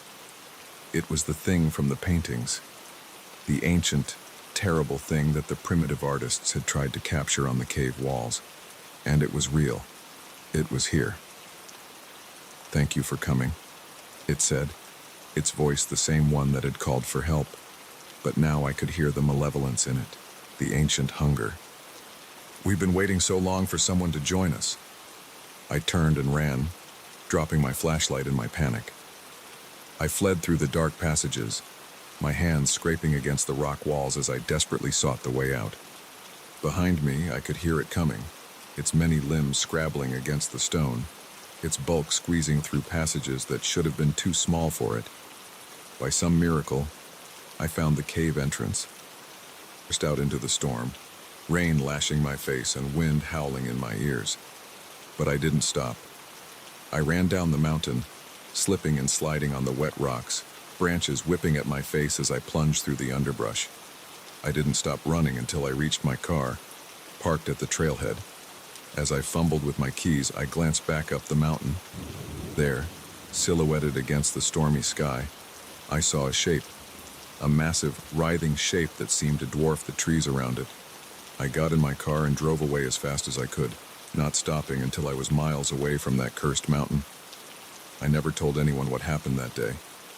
Who would believe me? But I know what I saw.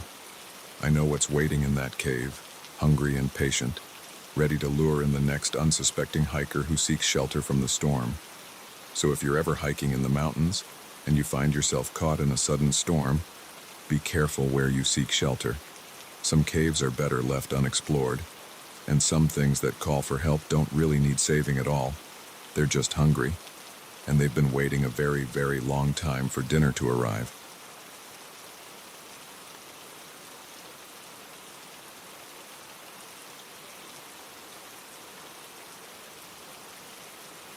The stuffed bear sat on my doorstep, its black button eyes staring blankly into the stormy night. I stood frozen, one hand on the doorknob, as rain pelted down around me. Where had it come from? And more importantly, where was the child it belonged to? I'd been home alone all evening, trying to distract myself from the raging storm outside with mindless TV shows.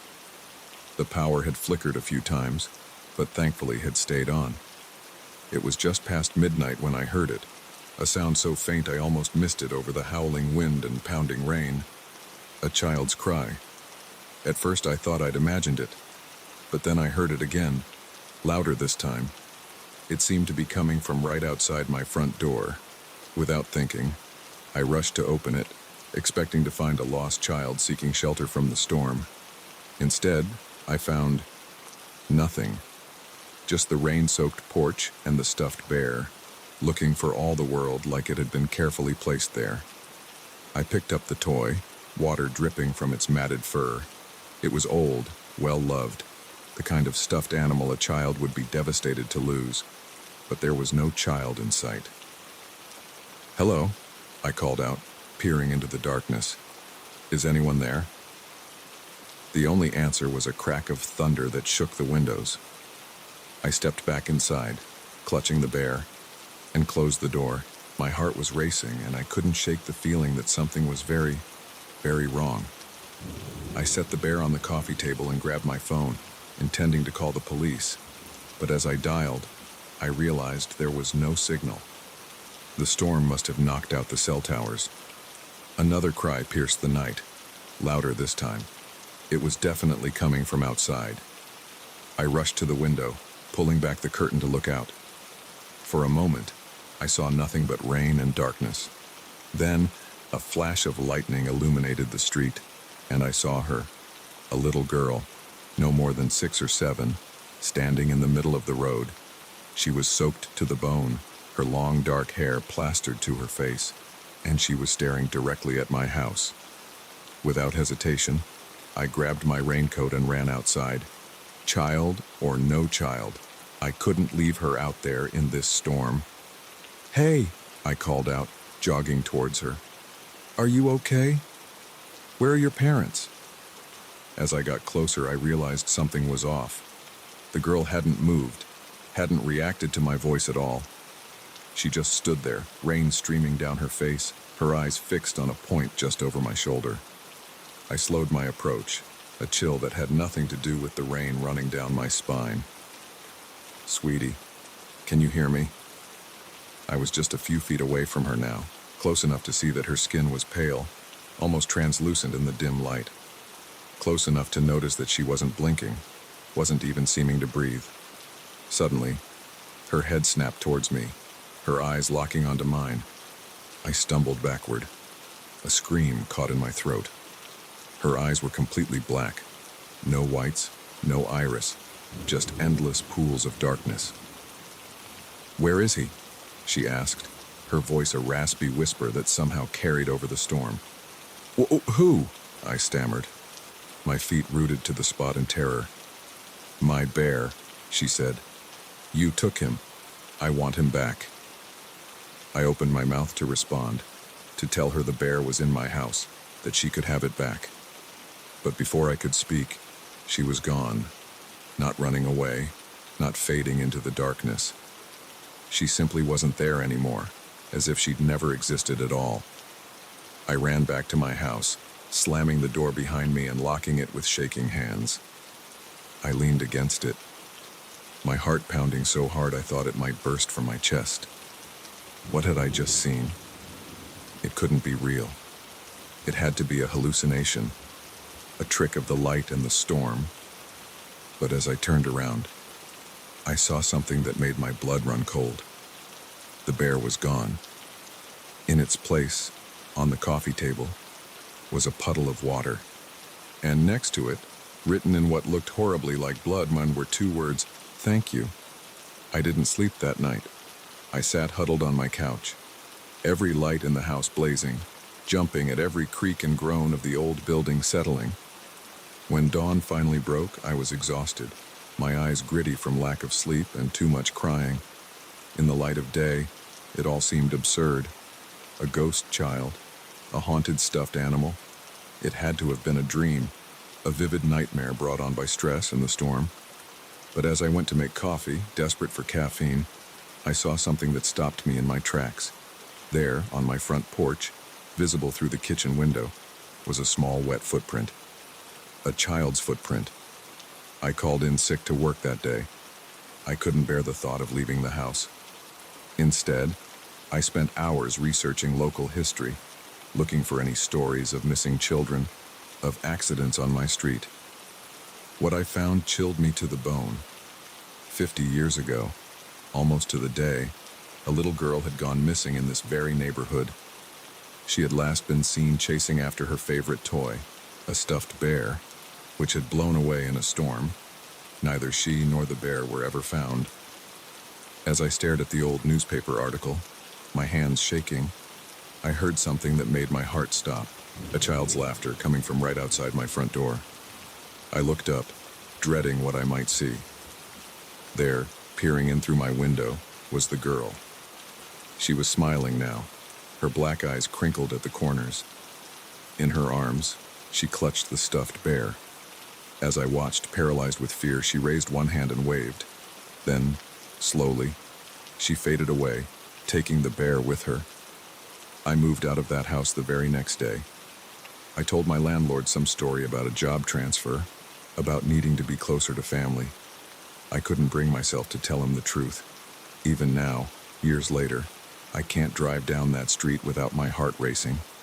I avoid going out in storms, and I've developed an irrational fear of stuffed animals. But sometimes, late at night when the wind is howling and rain is lashing against my windows, I swear I can hear a child's laughter. And in those moments, I wonder if she's still out there, still looking for someone to return her lost toy. So if you ever find a stuffed animal sitting on your doorstep on a stormy night, think twice before you bring it inside. Some lost things are better left unfound, and some spirits, once invited in, never truly leave.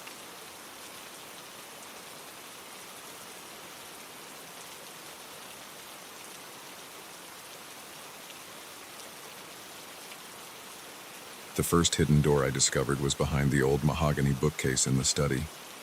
I stood there, frozen in disbelief, as the massive piece of furniture swung open with an ominous creak, revealing a dark passage beyond. That was the moment I realized the house I'd just bought was hiding more secrets than I could have ever imagined. It had seemed like such a good deal at the time. A sprawling Victorian mansion on the outskirts of town, going for a fraction of what it should have cost. The real estate agent had been vague about its history, muttering something about the previous owners leaving in a hurry, but I was too excited about the prospect of owning such a beautiful home to ask too many questions. Now, as I stood at the threshold of that hidden passage, I began to understand why the price had been so low. I'd been living in the house for about a week when I made my first discovery. I was reorganizing the study, trying to make space for my own books among the volumes left behind by the previous owners. As I was moving the heavy bookcase, my hand brushed against something on its back, a small, almost imperceptible lever. Curiosity got the better of me. I pulled it, and that's when the bookcase swung open, nearly knocking me off my feet. The passage beyond was dark and musty, the air heavy with the scent of damp earth and decay. I hesitated for a moment, every horror movie I'd ever seen flashing through my mind, but the allure of the unknown was too strong to resist. I grabbed a flashlight from my desk drawer and stepped into the passage. The beam of light revealed rough stone walls covered in a thick layer of cobwebs. The floor was packed dirt, uneven and treacherous. I moved slowly, careful not to trip. The passage twisted and turned, leading deeper into the bowels of the house. I lost all sense of direction, unsure if I was heading towards the front of the property or the back. Just as I was considering turning back, I came to another door. This one was made of heavy wood, reinforced with iron bands. It looked ancient, far older than the house itself. There was no visible handle or lock, just a series of strange symbols carved into its surface. I ran my fingers over the carvings, trying to make sense of them. As I traced the final symbol, I heard a click. The door swung open, revealing a room that took my breath away. It was a vast chamber, far larger than should have been possible given the dimensions of the house above. The walls were lined with bookshelves that stretched from floor to ceiling, filled with volumes that looked centuries old. In the center of the room stood a massive stone table, its surface covered in strange instruments and open books. But what caught my eye was the far wall. It was covered in an intricate mural, depicting scenes that made my skin crawl. Creatures that defied description, writhing masses of tentacles and eyes. Humans bowing before them in supplication or fleeing in terror. And at the center of it all, a swirling vortex that seemed to pulse with an otherworldly light. I approached the mural, drawn to it despite the dread building in my stomach. As I got closer, I realized with horror that the light wasn't a trick of the paint. It was actually glowing, pulsing in a rhythm that matched the beating of my heart. I reached out, my hand trembling, and touched the surface of the mural. The moment my fingers made contact, a jolt of energy surged through me. Images flashed through my mind, glimpses of other worlds, of beings too vast and terrible to comprehend. I yanked my hand away, stumbling backward. My foot caught on something, and I fell, hitting my head on the edge of the stone table. Everything went black. When I came to, I was back in the study, lying on the floor in front of the still open bookcase. My head throbbed, and for a moment, I wondered if I had dreamed the whole thing. But the dirt on my clothes and the lingering scent of that underground chamber told me it had been all too real. I slammed the bookcase shut, my hands shaking. What had I stumbled upon? What kind of people had lived in this house before me? Over the next few days, I tried to convince myself to leave, to sell the house and never look back. But every time I thought about leaving, I felt a pull, an irresistible urge to explore further. There had to be more hidden rooms, more secrets waiting to be uncovered, and I was right. Over the next week, I discovered no less than 5 more hidden doors throughout the house. Each one led to a different chamber, each more bizarre and unsettling than the last. One room was filled with glass cases containing specimens I couldn't begin to identify. Things that looked like crosses between insects and reptiles, but far larger than any earthly creature. Another held a collection of artifacts that seemed to defy the laws of physics, objects that moved on their own or changed shape when I wasn't looking directly at them. But it was the room I found in the basement that truly terrified me. It was a small, circular chamber, its walls covered in mirrors. In the center stood a pedestal, and on that pedestal sat a book. The book was bound in what looked disturbingly like human skin, its pages yellowed with age. As I approached it, I could hear a faint whispering, as if the book itself was trying to speak to me. With trembling hands, I opened it. The pages were filled with writing in a language I'd never seen before, accompanied by diagrams that made my eyes hurt to look at. But somehow, impossibly, I could understand what it was saying. It was a guide, a manual for opening doorways, not just the hidden doors in the house, but doorways to other places, other worlds, and the things that lived in those worlds. The book described them in terrifying detail. I slammed the book shut, my heart racing. This was too much. I had to get out of there, had to get away from this house and all its impossible secrets. But as I turned to leave, I caught a glimpse of something in one of the mirrors. It wasn't my reflection staring back at me. It was, something else. Something with too many eyes and a mouth full of needle-like teeth. I ran, scrambling up the basement stairs and through the house. I didn't stop until I was outside, gasping for breath in the cool night air. That was 3 days ago. I haven't been back inside since then. I've been sleeping in my car, trying to work up the courage to either go back in and face whatever is in that house, or to run as far away as I can. But I know deep down that it's too late for running. Whatever was in that book, whatever I saw in that mirror, it's aware of me now. I opened doors that were never meant to be opened, and now I have to deal with the consequences. So I sit here, writing this as a warning to anyone who might come across it. If you ever find a house that seems too good to be true, a place with more rooms than it should have and secrets hiding behind every wall, don't let curiosity get the better of you. Some doors are meant to stay closed. Some mysteries are better left unsolved. Because once you open those doors, once you uncover those secrets, there's no going back. And the things waiting on the other side, they're always hungry for new victims. I think I hear something moving inside the house now. I think it's time for me to face what I've unleashed. If anyone finds this, remember my story. And whatever you do, don't buy the house at the end of Willow Street. Some properties come with far too high a price.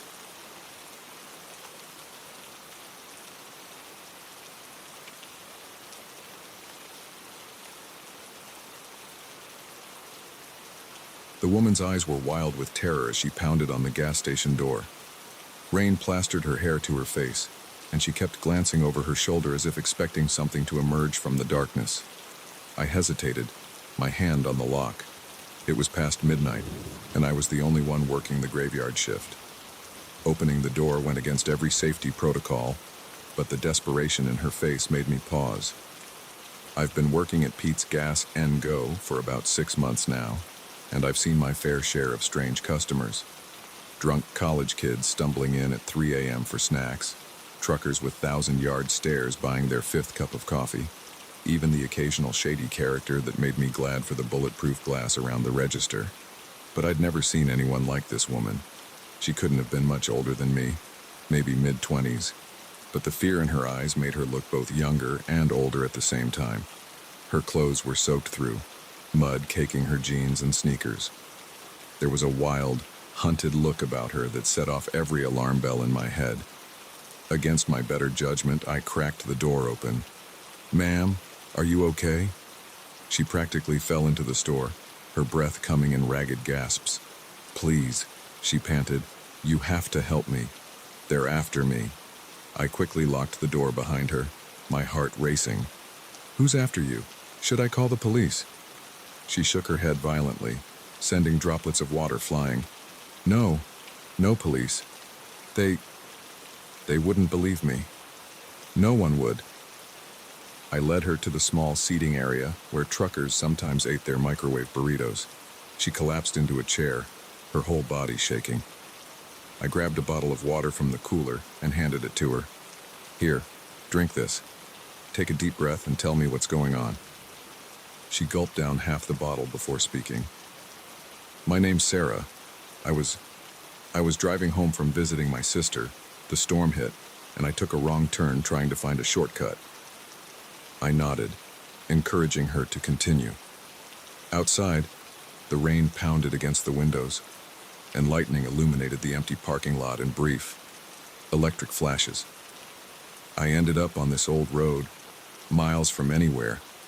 My car, it just died, right in the middle of nowhere. She paused, her eyes growing distant. That's when I saw them. A chill ran down my spine. "Saw who?" Sarah's voice dropped to a whisper. "They came out of the woods. At first, I thought they were people, maybe locals coming to help, but the way they moved..."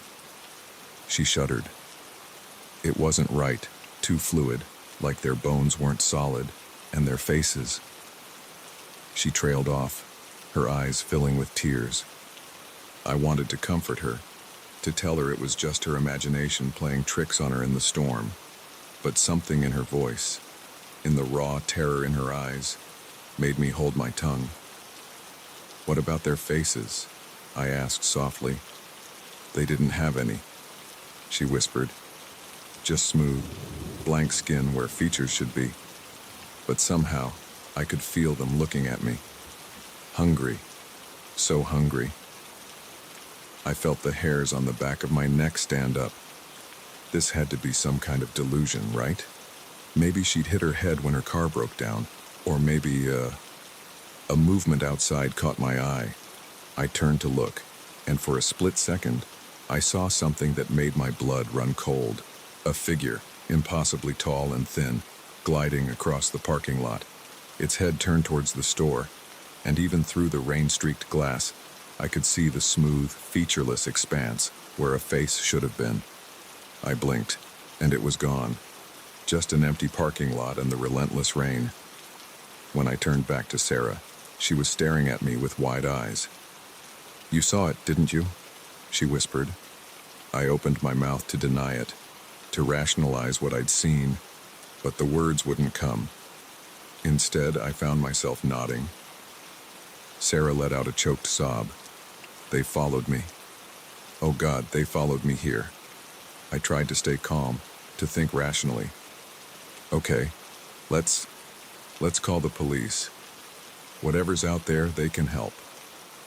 I reached for the phone behind the counter, but as I did, the lights flickered. Once, twice, and then we were plunged into darkness. The hum of the refrigerators died, leaving us in eerie silence broken only by the sound of rain and our own ragged breathing. "They're here," Sarah whimpered. I fumbled for the flashlight I kept under the counter, my hands shaking so badly I almost dropped it. As the beam cut through the darkness, I saw something that made my heart stop. Pressed against the glass door were 3 figures, tall, impossibly thin, their bodies swaying slightly as if moved by an unfelt breeze. And their faces, Sarah was right. There were no features, no eyes or nose or mouth, just smooth, pale skin stretched over elongated skulls. As I watched, frozen in terror, one of them raised a hand. Long, spindly fingers ended in sharp points that looked more like claws than nails. It pressed its hand against the glass, and to my horror, I saw the material begin to ripple and distort, as if it were melting. "The safe room," I gasped, suddenly remembering the reinforced storage area in the back. "Come on." I grabbed Sarah's arm and pulled her towards the back of the store. We stumbled through the darkness, knocking over displays of chips and candy as we went. Behind us, I heard the sound of shattering glass and knew the creatures had broken through the door. We reached the safe room just as I heard their footsteps entering the store. I shoved Sarah inside and followed, slamming the heavy metal door shut and engaging the multiple locks. For a moment, we stood there in the darkness, our ragged breathing the only sound. Then, slowly, a scratching noise began on the other side of the door, soft at first, then growing louder, more insistent. "What do they want?" I whispered. Sarah's voice was hollow with despair. "Us. They want us." The scratching turned to pounding, the whole door shuddering with each impact. I don't know how long we huddled there in the dark, listening to those things try to break through. It felt like hours. Just when I thought the door couldn't take much more, the pounding stopped. An eerie silence fell, broken only by a sound that chilled me to my core. A voice, raspy and inhuman, speaking from just outside the door. "We can wait," it said. "We have all the time in the world." I don't know how long we've been in here now. My phone died hours ago, and the emergency lights in the safe room are starting to dim. Sarah's asleep, or maybe unconscious. I can't bring myself to check. I'm writing this on the back of old invoices I found in here, using a pen that's quickly running out of ink. I don't know if anyone will ever find this, but I need to leave a record of what happened, of what's out there. If you're reading this, if you've come to investigate why the gas go has gone dark, please be careful. Don't trust what you see in the shadows. Don't open this door unless you're absolutely sure it's safe. And if you hear scratching in the night, if you see tall, thin figures with no faces, run. Run as fast and as far as you can, because they're patient and they're hungry, and they're always, always watching.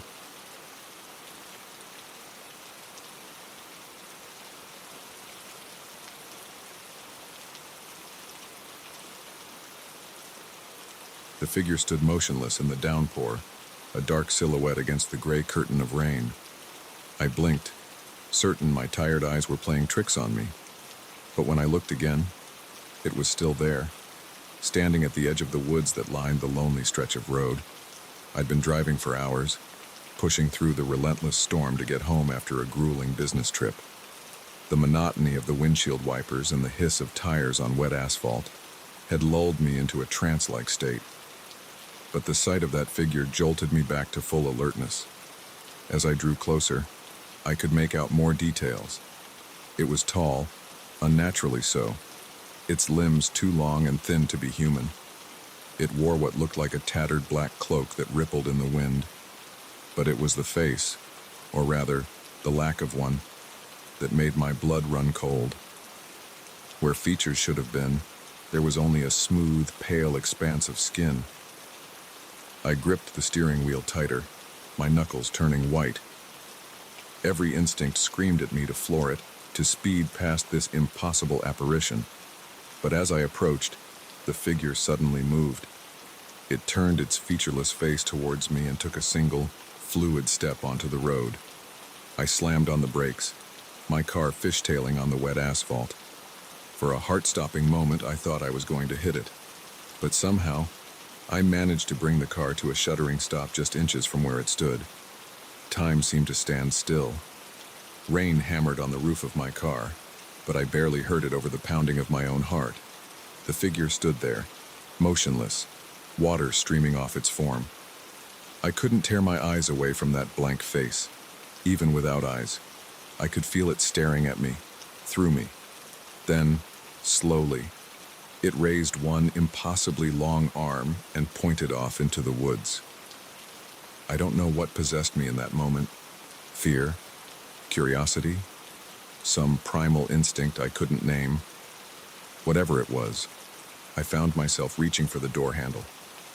My rational mind screamed in protest, but my body moved as if controlled by someone or something else. I stepped out into the rain, instantly soaked to the bone. The figure towered over me, at least 8 feet tall. Up close, I could see that what I'd thought was a cloak was actually part of its body, a mass of writhing, shadowy tendrils that seemed to absorb the light around them. "What do you want?" I managed to croak out, my voice barely audible over the storm. The figure didn't respond. It just kept pointing into the woods. Then, with a movement so fast I almost missed it, it was gone. One moment it was there, the next it had vanished into the tree line. I stood there, rain streaming down my face, torn between the safety of my car and the unknown depths of the forest. Logic told me to get back in the car, to drive away and never look back. But something deeper, something I couldn't explain, pulled me towards the woods. Before I knew what I was doing, I was walking. Each step took me further from the road, deeper into the shadows beneath the trees. The rain lessened under the canopy, but an unnatural darkness seemed to close in around me. I don't know how long I walked. Time lost all meaning in that strange, shadow-filled place. The trees grew denser, their branches intertwining overhead to block out what little light remained. I stumbled over roots and rocks, my clothes snagging on thorny bushes. Just as I was about to turn back, to try and find my way out of this nightmare, I saw it, a clearing up ahead, illuminated by a pale, otherworldly light. And in the center of that clearing stood a structure that defied explanation. It looked like a doorway, but not one made by human hands. The frame was composed of twisted, gnarled wood that seemed to pulse with an inner light, and beyond the threshold, I couldn't comprehend what I was seeing. It was as if reality itself was warped and distorted, a swirling vortex of colors and shapes that hurt my eyes to look at directly. The figure stood beside the doorway, its blank face turned towards me. As I watched, frozen in a mix of terror and awe, it extended one long-fingered hand towards me in a gesture that was unmistakably inviting. I took a step forward, then another. Some part of me knew I should be running, screaming, doing anything but approaching this impossible scene, but I couldn't stop. It was as if invisible strings were pulling me forward. As I got closer, I began to hear something. Whispers. Countless voices speaking in languages I didn't understand but somehow knew were ancient beyond imagining. They seemed to be coming from beyond the doorway, calling to me, promising what? Knowledge, power, things beyond human comprehension. I was just steps away from the threshold when a sound cut through the whispers. A car horn, loud and insistent, coming from the direction of the road. It was like a bucket of cold water, snapping me out of whatever trance I'd been in. I blinked, suddenly aware of where I was and what I was doing. The figure still stood there, its hand outstretched, but now I could see the malevolence in its posture. This wasn't an invitation, it was a trap. I turned and ran. I ran faster than I ever had in my life, branches whipping at my face, roots threatening to trip me at every step. Behind me, I heard an inhuman shriek of rage that made my blood run cold. I didn't look back. I couldn't. I knew that if I did, I'd be lost forever. Somehow, I found my way back to the road. My car was still there, its headlights cutting through the rain, the horn still blaring. As I burst out of the tree line, I saw someone standing next to it, a trucker, his face a mask of concern. "Hey, buddy," he called out. "You okay? I saw your car just sitting here and thought maybe you'd had an accident." I couldn't speak. I just stumbled to my car and collapsed into the driver's seat, gasping for breath. The trucker peered at me worriedly. "You sure you're all right? You look like you've seen a ghost." I managed a nod, my hands shaking as I gripped the steering wheel. "I'm fine," I croaked. "Just got turned around in the woods. Thank you for stopping." He didn't look convinced, but he nodded. "All right then. You be careful out there. Storm's getting worse." As he walked back to his truck, I chanced a glance at the woods. For a split second, I thought I saw something. A tall, thin shape among the trees. A pale, featureless face turned towards me. Then a flash of lightning lit up the sky, and it was gone. I started the car and drove away, not slowing down until I was miles from that stretch of road. I've never told anyone what happened that night. Who would believe me? Sometimes, I'm not even sure I believe it myself. But on stormy nights, when the wind howls and rain lashes against my windows, I find myself drawn to look outside. And sometimes, just sometimes, I see a tall, dark figure standing at the edge of the woods behind my house, one long arm raised, pointing into the darkness beyond. And I wonder, with a mixture of terror and longing. What might have happened if I'd taken that outstretched hand and stepped through the doorway? What wonders, or horrors, might I have seen? But then I remember the inhuman shriek of rage, the malevolence I sensed at the last moment, and I'm grateful for the trucker's timely intervention, because I know, deep in my bones, that if I'd crossed that threshold, I would have never returned. So I keep my doors locked and my curtains drawn on stormy nights. And if I ever find myself driving down a lonely road in the rain, I keep my eyes fixed firmly ahead, because some mysteries are better left unsolved, and some doors are meant to stay closed.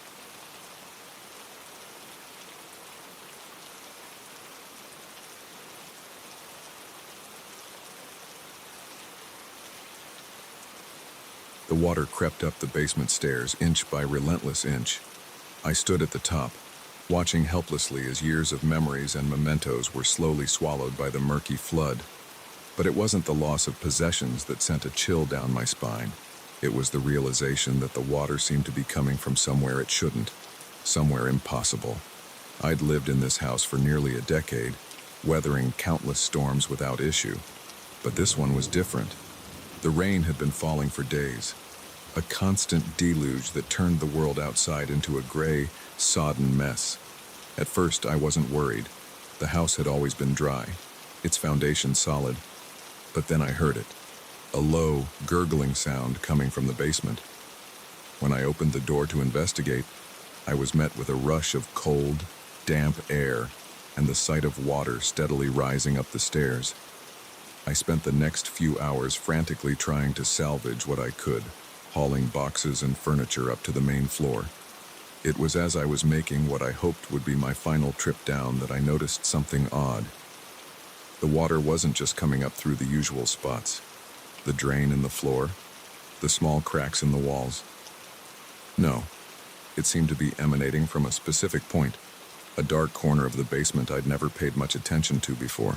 Curious, despite my exhaustion, I waded through the knee-deep water towards that corner. As I got closer, I realized there was something there, hidden behind an old shelving unit I'd never bothered to move. With a grunt of effort, I shoved the shelves aside. What I found made my heart skip a beat. There, set into the wall, was a door that absolutely should not have been there. It was made of some dark, water-stained wood, its surface covered in intricate carvings that seemed to writhe and shift in the dim light. An ornate brass handle gleamed dully, untarnished despite the moisture all around it. I stood there, water lapping at my thighs, staring at this impossible door. The rational part of my mind insisted that it couldn't be real, that I must be hallucinating from stress and lack of sleep. But I could feel the solid wood under my fingertips as I traced the strange symbols carved into its surface. That's when I noticed the water. It wasn't just rising around me, it was actively flowing out from under the door, as if an entire ocean lay on the other side. I knew I should leave, should get out of the basement and call. Who? The police, the fire department. Who would believe me about a mysterious, water-spewing door that had appeared in my basement? But curiosity, that fatal human flaw, got the better of me. Before I could talk myself out of it, I gripped the handle and turned. The door swung open with surprising ease, and I found myself face to face with nothing, just an impenetrable darkness that seemed to swallow the beam of my flashlight. But the sound, the sound. It was like standing at the edge of a vast, underground sea. I could hear waves crashing against distant shores, and something else, something that sounded disturbingly like voices, calling from somewhere in that darkness. I leaned forward, straining to hear what they were saying. That was my mistake. In an instant, the gentle flow of water became a raging torrent. It hit me like a physical blow, knocking me off my feet and pulling me towards the open door. I scrambled for purchase, my fingers scrabbling against the slick floor. But it was no use. The current was too strong. As I was swept towards that yawning blackness, I caught a glimpse of something moving in the depths, something massive, with too many limbs and eyes that glowed with an eldritch light. At the last second, My hand caught the door frame. I hung there, half in and half out of that impossible space, the roar of otherworldly waters filling my ears. With a desperate surge of strength, I managed to pull myself back and slam the door shut. The flow of water stopped instantly. I lay there on the basement floor, gasping for breath, my mind reeling from what I'd just experienced. Slowly, I became aware that the water level was dropping. Within minutes, it had receded entirely, leaving behind nothing but puddles and water-stained walls. And the door, it was still there, solid and real, mocking everything I thought I knew about the world. I spent the next few days in a daze, alternating between convincing myself it had all been some kind of stress-induced hallucination and standing in front of that door, my hand on the knob, wondering what would happen if I opened it again. I thought about calling someone, telling them what had happened. But every time I picked up the phone, the words died in my throat. Who would believe me? They'd think I was crazy. Hell, I wasn't entirely sure I wasn't crazy. It was on the third night that I heard it. A soft tapping coming from the basement. Tap, tap, tap, like something gently knocking on the other side of that door. I tried to ignore it, burying my head under my pillow. But the tapping continued, growing louder, more insistent. Finally, unable to stand it any longer, I crept down to the basement. The door was vibrating slightly, the tapping now a steady rhythm that I could feel in my bones. And underneath that sound, I could hear voices again, whispering, calling, promising. I don't know how long I stood there, my hand hovering over the knob. Part of me was terrified, remembering the thing I'd glimpsed in that otherworldly sea. But another part, a part I didn't want to acknowledge, was fascinated. What lay beyond that door? What knowledge, what wonders, what horrors? In the end, it was a sudden silence that decided me. The tapping stopped, the whispers faded, and I was left alone in my quiet basement. Slowly, I turned away from the door and walked back upstairs. The next morning, I called a realtor. I couldn't stay in this house, not with that door in the basement, not with the constant temptation to open it again. I didn't tell the realtor about it, of course, just said I needed a change of scenery. As I write this, sitting in my new apartment across town, I can't help but wonder about the family that moved into my old house. Have they discovered the door yet? Have they been tempted to open it? Or is it lying dormant, waiting for the next big storm to reveal its presence? Sometimes, late at night, I find myself driving past my old house. I never stop, never get out of the car. I just slow down, peering at the basement windows, half expecting to see water gushing out, or tentacles writhing behind the glass. So far, all has been quiet, but I know it's only a matter of time, because that door is still there, hidden in the darkness of the basement, and whatever lies on the other side, it's patient. It can wait, and sooner or later, someone will open that door again. I just pray they're strong enough to close it. As for me, I've learned a valuable lesson. Some doors are meant to stay closed. Some mysteries are better left unsolved, because once you've glimpsed what lies beyond, you can never truly go back to the way things were before. So if you ever find a door where one shouldn't be, especially if it seems to be the source of an impossible flood, walk away.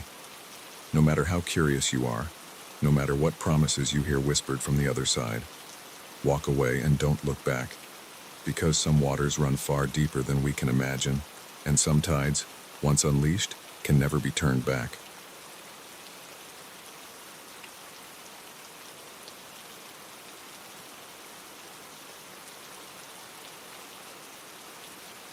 The first footstep echoed through the empty house like a gunshot.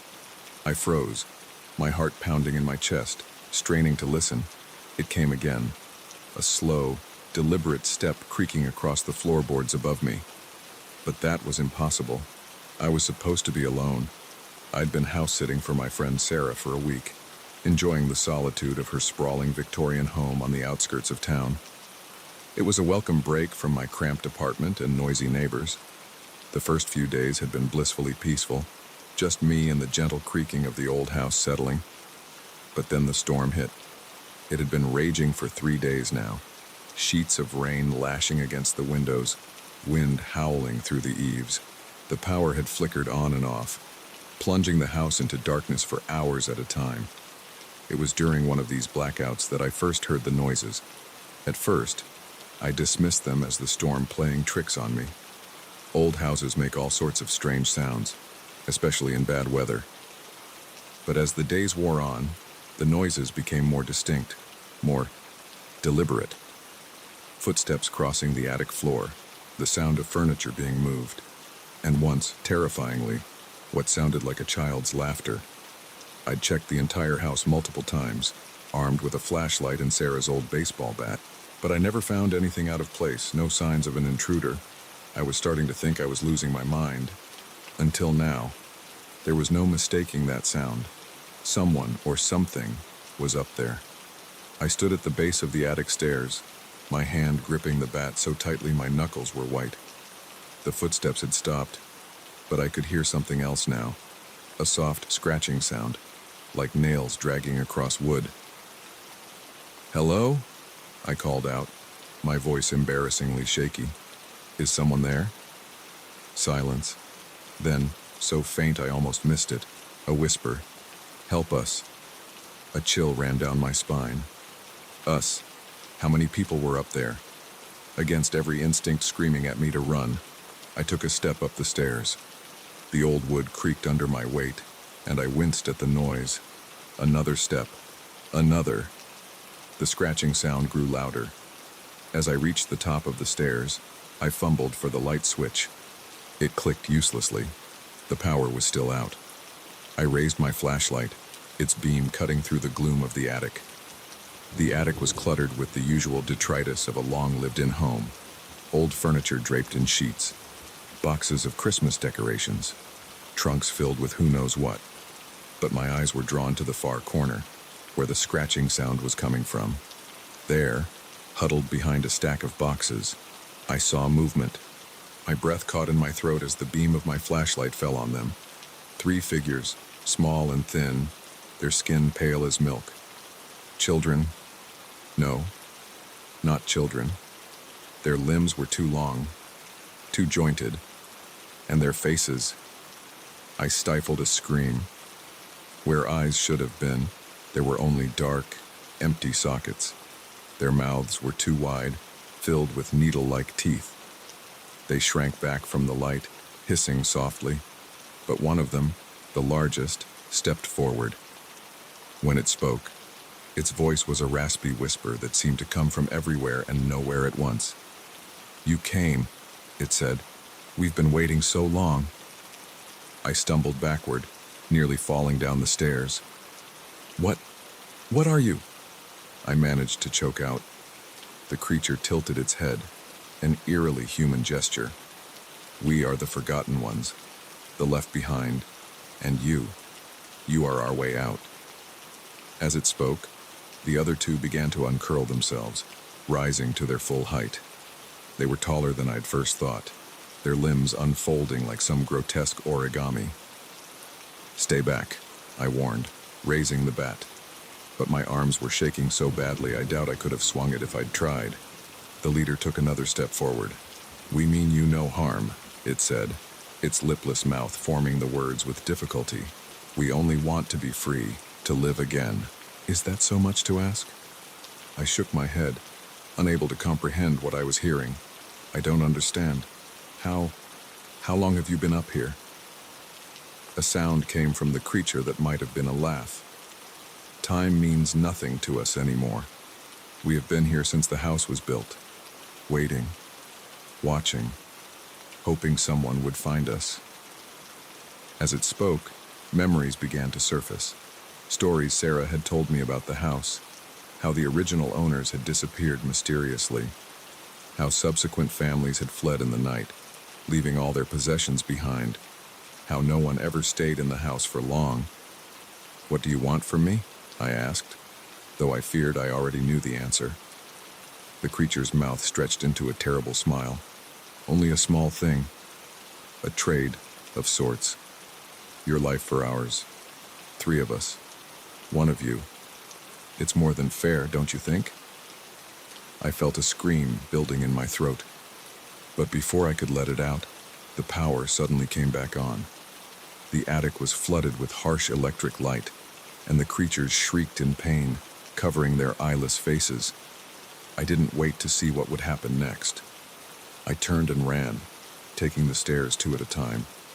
I could hear them behind me, their inhuman shrieks turning to angry howls as they gave chase. I burst out of the front door into the raging storm, not caring about the rain or the wind. I just ran, my feet slipping on the wet grass, my lungs burning as I gasped for air. I didn't stop running until I reached the main road, where by some miracle, a car was passing by. I flagged it down, probably looking like a madwoman, soaked to the bone, wild-eyed, babbling about creatures in the attic. The elderly couple in the car were kind enough to drive me to the police station. I told the officers everything, fully expecting them to lock me up in the psych ward. But to my surprise, the sergeant listened with a grim expression.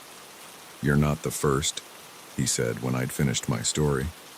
"That house, there's something not right about it. We've had reports over the years, but never anything we could prove. They sent a team to investigate, but of course they found nothing. The attic was empty, no sign of the creatures or any disturbance." Sarah came home early from her trip, shaken by what had happened. She put the house up for sale the next day. It's been months now, and I still wake up in a cold sweat some nights, the echo of those raspy voices in my ears. I can't help but wonder about the family that bought the house. Have they heard the footsteps yet? The scratching in the walls? And sometimes, when I drive past that old Victorian on a stormy night, I swear I can see pale faces watching from the attic window. Waiting. Always waiting. So if you ever find yourself house-sitting in an old home and you hear strange noises from the attic, don't investigate. Don't try to help. Just run. Run as fast and as far as you can.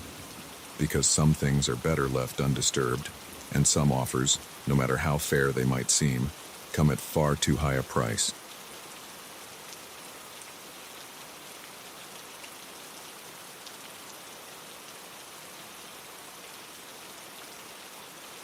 The shadows danced on the walls, twisting and writhing in ways that defied the laws of physics. I blinked hard, sure I was imagining things, but when I opened my eyes, they were still there, moving with a life of their own. It was the 3rd night of the blackout, and I was starting to think I was losing my mind. The storm had hit us hard, knocking out power to the entire neighborhood. At first, it had been almost fun, a break from the monotony of everyday life, an excuse to light candles and pretend we were living in a simpler time. But as the days wore on and the electricity showed no signs of returning, the novelty wore thin. I'd been sitting in my living room, a single candle flickering on the coffee table, trying to distract myself with a book. But the words swam on the page, and I found my eyes drawn to the shadows on the wall. They seemed to pulse with the candlelight, stretching and contracting in impossible ways. I watched, mesmerized, as one shadow in particular began to take shape. It looked almost human. I shook my head, trying to clear it. Lack of sleep and too much canned food were clearly taking their toll. I was about to blow out the candle and try to get some rest when a flash of lightning illuminated the room. In that brief, electric moment, I saw it clearly. The shadow on the wall wasn't just human-shaped. It was looking at me. I scrambled backward, knocking over the candle in my haste. The room plunged into darkness, broken only by the intermittent flashes of lightning from outside. Heart pounding, I fumbled for my phone, cursing as I remembered the battery had died hours ago. I needed light. I needed to see. I stumbled to the kitchen, banging my shin on the coffee table as I went. My hands shook as I searched the drawers for matches or a flashlight, anything to push back the darkness. Finally, my fingers closed around a book of matches. I struck one, the small flame casting a weak glow around me. And there, reflected in the window, I saw them. Shadows, Dozens of them. Not formless patches of darkness, moiré, but distinct shapes. Human shapes. They moved across the glass, their non-existent eyes fixed on me. I dropped the match, plunging the kitchen into darkness once more. This couldn't be real. I was dreaming, hallucinating, anything but actually seeing these impossible things. Another flash of lightning, and I saw them again. Closer now. No longer confined to the walls or windows, they seemed to be moving through the air itself, drifting towards me with terrible purpose. I ran. Out of the kitchen, through the living room, up the stairs. I slammed my bedroom door shut, leaning against it as if my weight could keep the shadows at bay. For a long moment, there was only the sound of my ragged breathing and the storm raging outside. Then softly at first, but growing louder, I heard it. A scratching sound, like nails dragging across wood, coming from the other side of the door. This isn't real, I whispered to myself. This can't be real. But the scratching continued, growing more insistent with each passing second, and beneath it, I could hear something else. Whispers, countless voices speaking in languages I didn't understand, but that filled me with a deep, primal dread. I pressed my hands over my ears, trying to block out the sound, but the voices seemed to be inside my head now, growing louder, more insistent. A particularly loud crack of thunder shook the house, and with it came a blinding flash of lightning. In that moment of illumination, I saw them seeping under the door, living shadows, flowing across the floor like spilled ink. I scrambled onto my bed, watching in horror as the shadows began to take shape. They rose from the floor, forming into vaguely human silhouettes. But there was nothing human about the way they moved, gliding across the room with a fluidity that made my stomach churn. One of them reached out, its arm elongating impossibly, stretching towards me. I could feel the cold emanating from it, a deep, penetrating chill that seemed to reach into my very soul. "What do you want?" I managed to choke out, my voice barely above a whisper. The shadow paused, its featureless head tilting to one side. When it spoke, its voice was like dry leaves rustling in the wind. "To live," it said. "To be whole again." "I don't understand," I said, pressing myself against the headboard, trying to put as much distance between myself and the shadow as possible. "We are the forgotten," another shadow said, its voice like gravel grinding together. "The lost, the abandoned, and you. You can bring us back." I shook my head, unable to comprehend what I was hearing. "How? I can't." "It's simple," the first shadow said, moving closer. "We need a vessel, a body. Yours will do nicely." Terror surged through me, breaking through the paralysis of fear. I lunged for the window, my only possible escape route. But as my hand touched the latch, I felt something cold wrap around my ankle. I looked down to see a tendril of shadow coiled around my leg. It pulled, and I fell, hitting the floor hard. The shadows converged on me, their cold forms pressing in from all sides. I tried to scream, but no sound came out. The shadows were all around me now, seeping into my skin, filling my lungs. I could feel them inside me, a deep, penetrating cold that was quickly numbing my body and mind. As my vision began to fade, I saw one last flash of lightning. In that final moment of clarity, I understood. These weren't just shadows. They were something older, something that had existed in the dark places of the world long before humans ever walked the earth. And now, they were taking back what they saw as rightfully theirs. The last thing I heard before consciousness slipped away was a chorus of whispers, 1,000 voices speaking as one. "Thank you for letting us in." When I awoke, the power was back on. Sunlight streamed through my bedroom window, and the storm had passed. For a moment, I thought it had all been a terrible nightmare. But as I stood up, I caught sight of my reflection in the mirror. My eyes were different, darker, and when I smiled, it wasn't my smile at all. They were right. It was simple. They just needed a way in, and in my fear and confusion, I had given it to them. Now, as I write this, I can feel them inside me, waiting, watching. They're patient. They've waited thousands of years for this chance. They can wait a little longer to fully take control. So if you ever find yourself in a long blackout, surrounded by candlelight and strange shadows, be careful. Don't look too closely at the darkness. Don't listen to the whispers, and whatever you do, don't let them in. Because once they're inside, they never truly leave, and the person who emerges on the other side, well, they might look like you. They might sound like you, but believe me when I say, it won't be you at all.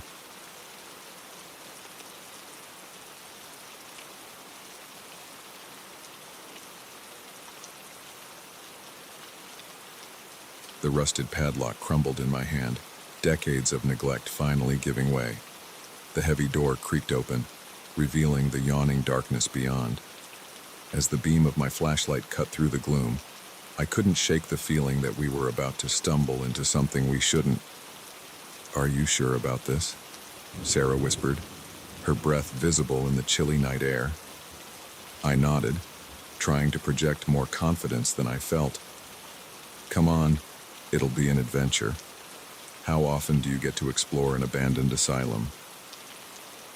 Our little group of four, me, Sarah, Mike, and Jess, had been planning this excursion for weeks. Hillcrest Asylum had been shut down in the 70s after a series of scandals and mysterious patient deaths. It had stood empty ever since, a decaying monument to a darker time in mental health treatment. We'd heard all the stories, of course. Ghost sightings, strange noises, people going in and never coming out. But we were skeptical, armed with our flashlights and our certainty that there were no such things as ghosts. As we stepped inside, the musty smell of decay hit us like a wall. Debris crunched under our feet, broken tiles, shattered glass, the detritus of half a century of abandonment. "This place is creepy as hell," Mike muttered, his flashlight beam dancing nervously across the walls. We moved deeper into the building, our excitement slowly giving way to an uneasy silence. There was something oppressive about the air, as if the very walls were saturated with the pain and despair of those who had been imprisoned here. We passed through what must have been the admissions area, then into a long corridor lined with patient rooms. Most of the doors hung open, revealing sparse, decaying interiors. But one door, about halfway down the hall, was closed. "Hey, check this out," Jess said, pointing her light at the door. Unlike the others, this one looked clean, well-maintained, as if it had been used recently. A chill ran down my spine as I approached it. The nameplate on the door read Room 237. I reached for the handle, then hesitated. Something felt wrong. "Maybe we shouldn't," Sarah began, but I had already turned the knob. The door swung open silently, revealing a room that looked nothing like the others we'd seen. It was immaculate, as if frozen in time. A neatly made bed, a desk with papers stacked on it, even curtains hanging at the barred window. "What the hell?" Mike whispered. "How is this possible?" We stepped inside, our curiosity overriding our apprehension. The room felt different. The air was cooler, and there was a faint smell of antiseptic that hadn't been present in the rest of the building. I moved to the desk, picking up one of the papers. It was a patient intake form, dated today. "Guys," I said, my voice shaking, "look at this." They gathered around, their faces pale in the flashlight beams as they saw the date. "That's impossible," Sarah said. "This place has been closed for decades." A sound from the hallway made us all jump. Footsteps, slow and deliberate, coming closer. "Hide!" I hissed, already diving for the closet. The others followed, cramming in beside me. We barely got the door closed before we heard someone enter the room. Through the slats in the closet door, I could see a figure moving around the room. It was dressed in what looked like an old-fashioned nurse's uniform, complete with a starched white cap. But something about its movements was off, too fluid, almost as if it were gliding rather than walking. The nurse, if that's what it was, paused at the desk, picking up the intake form I had just been looking at. It made a soft clicking sound, like chitinous mandibles rubbing together. My heart was pounding so hard I was sure it would hear it. Beside me, I could feel Sarah trembling. Suddenly, the nurse's head snapped towards the closet. I caught a glimpse of its face and had to bite back a scream. Where eyes should have been, there were only empty, dark sockets. Its mouth was too wide, filled with needle-like teeth. It took a step towards the closet, then another. I closed my eyes, certain we were about to die. The sound of shattering glass made me jump. My eyes flew open to see Mike standing there, a broken bottle in his hand. He must have found it in the closet and decided to act. "Run!" he yelled, swinging the bottle at the creature. We didn't need to be told twice. We burst out of the closet and ran for the door. I chanced to glance back and immediately wished I hadn't. The nurse thing had Mike by the throat, lifting him off the ground with inhuman strength. Its jaw unhinged, opening impossibly wide. I wanted to go back, to help him. But Sarah grabbed my arm and pulled me along. "We can't help him," she sobbed. "We have to get out." We ran down the corridor, the sounds of Mike's screams echoing behind us. But they weren't alone. Other doors were opening, more of those things emerging. Some wore nurse uniforms, others patient gowns. All had those terrible, empty eyes and too wide mouths. We reached the main entrance, but the door we'd come through was gone. In its place was a solid wall. "No, no, no," Jess moaned, pounding on the wall. "This can't be happening." The creatures were getting closer, their movements becoming more frenzied as they sensed their prey was cornered. "There!" Sarah pointed to a window. Without hesitation, we ran for it. I grabbed a chair and smashed it against the glass. It shattered, and we climbed through, ignoring the cuts from the broken shards. We fell to the ground outside, the cool night air a shock after the stifling atmosphere of the asylum. To my amazement, we were no longer in the overgrown grounds we'd crossed earlier. We were in a well-maintained lawn, with modern cars parked nearby. A security guard came running up, his flashlight beam blinding us. "Hey, what are you doing? This is a restricted area." We babbled our story, telling him about the creatures, about Mike. He looked at us like we were insane. "Lady, I don't know what you're on, but this is a working hospital. Has been for years. Now come with me. We need to get you checked out." As he led us away, I looked back at the building. It was no longer the decaying ruin we'd entered. It was a modern, well-lit facility. But there, in a second-floor window, I saw a figure watching us. A nurse, with empty eyes and a mouth full of sharp teeth. It waved, a slow, mocking gesture. Then it was gone. We spent the night in the police station trying to explain what had happened. They didn't believe us, of course. How could they? We were drug tested, questioned, eventually released with a warning about trespassing. Mike was never found. The official story is that he ran off, spooked by nearly getting caught. But we know the truth. Sometimes, late at night, I think I can hear his screams. And when I close my eyes, I see those empty sockets staring at me, that too wide mouth opening to reveal rows of needle-like teeth. We tried to go back once, in the daylight, but we couldn't find the asylum. The road we'd taken that night simply wasn't there. I don't know what happened that night. Were we somehow transported to another time, another reality? Or did we stumble into something older, something that has always been there, hiding just beneath the surface of our world? All I know is that I'll never look at an abandoned building the same way again. Because sometimes, the things we think are empty are anything but. And sometimes, the past isn't as dead as we'd like to believe. So if you're ever tempted to explore an abandoned place on a dark, rainy night, Don't. Some doors are better left unopened, some mysteries better left unsolved. Because once you've seen what lurks in the shadows, you can never unsee it. And they'll be waiting for you, with their empty eyes and hungry smiles, ready to welcome you into their world. Forever.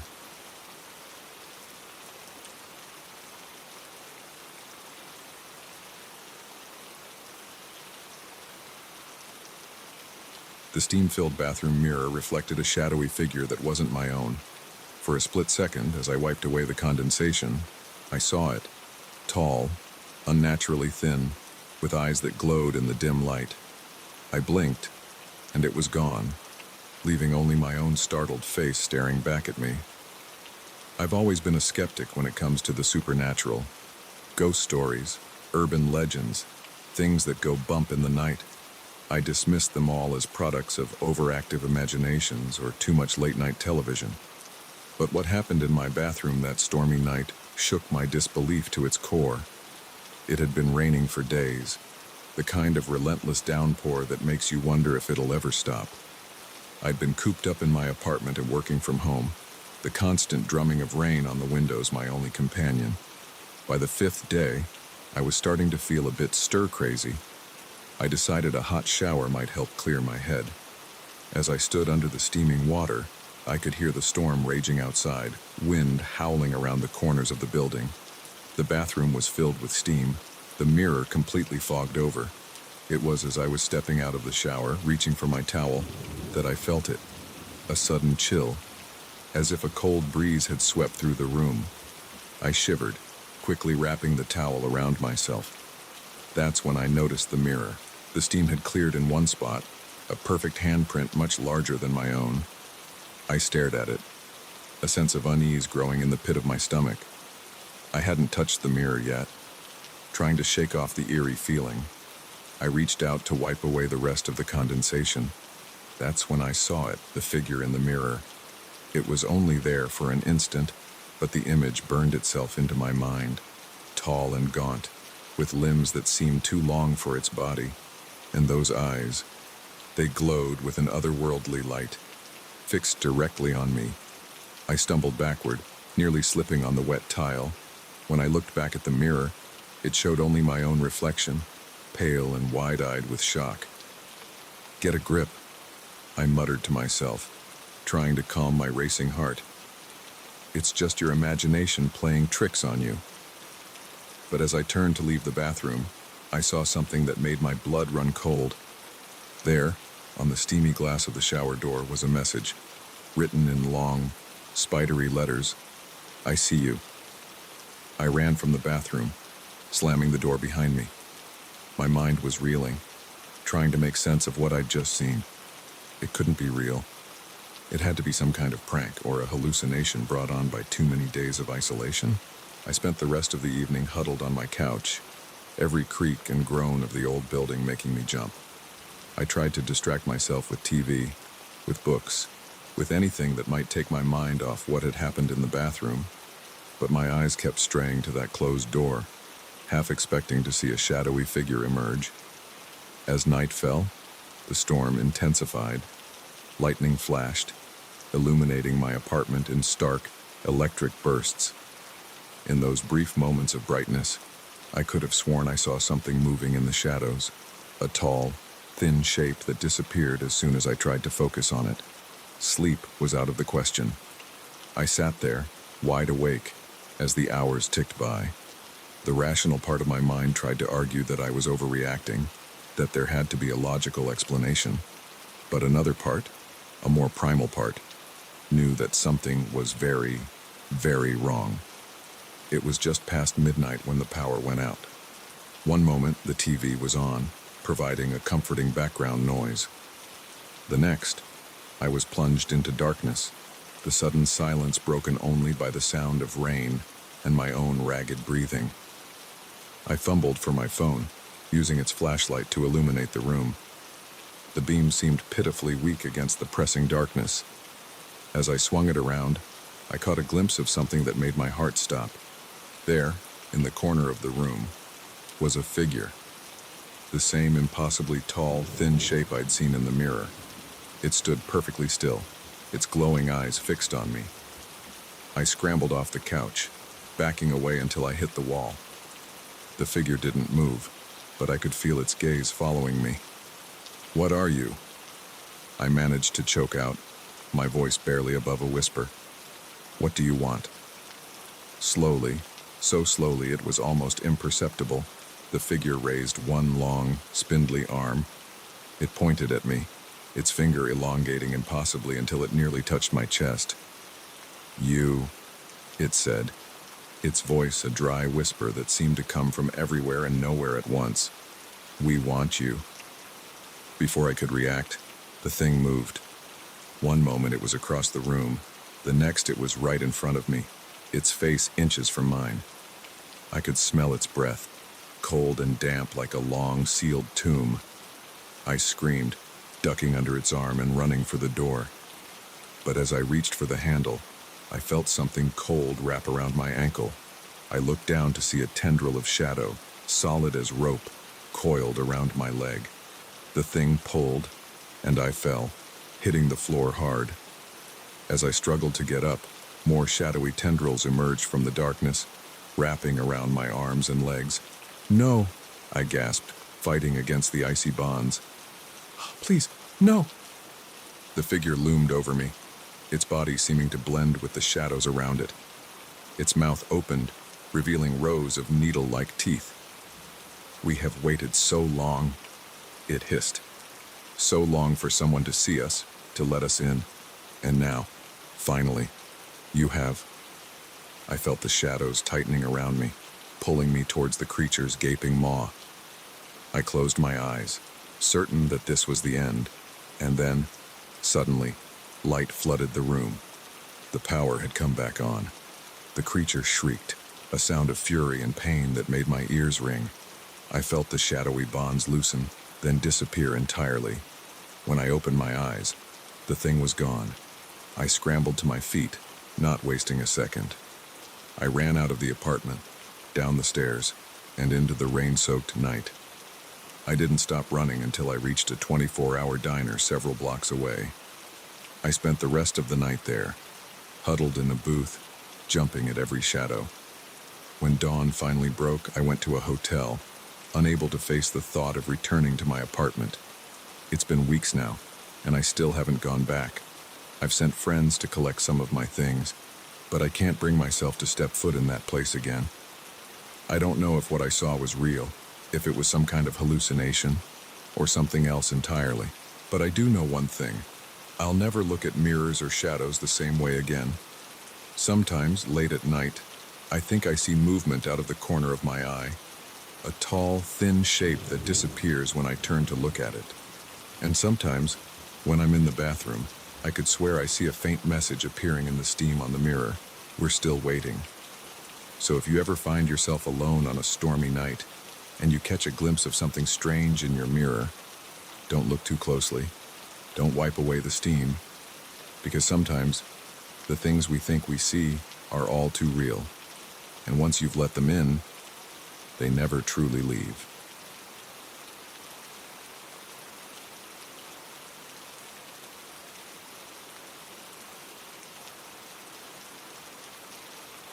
The neon sign flickered ominously as I pulled into the deserted gas station.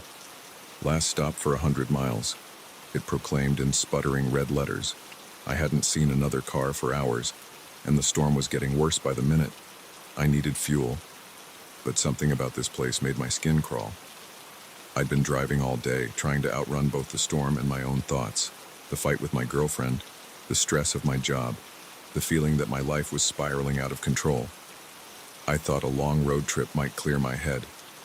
Instead, it had led me here, to this desolate gas station in the middle of nowhere, with angry clouds above and an endless stretch of desert on all sides. As I pulled up to the pump, the rain started coming down in sheets. I cursed under my breath, realizing I'd have to get out in this downpour to fill up. I sat there for a moment, watching the rain hammer against my windshield, trying to work up the courage to face the elements. That's when I saw them. At first, I thought it was just a trick of the light, shadows playing in the rain. but as I squinted through the deluge, I could make out shapes moving at the edge of the flickering light cast by the station's fluorescence. People? No, not people. The shapes were too tall, too thin, their movements too fluid to be human. They emerged from the darkness like ghosts, dark silhouettes against the gray backdrop of the storm. There were 3 of them, spread out in a semicircle around my car, moving with a slow, deliberate pace that made my heart race. I sat frozen, my hand on the key, debating whether to start the car and try to outrun them.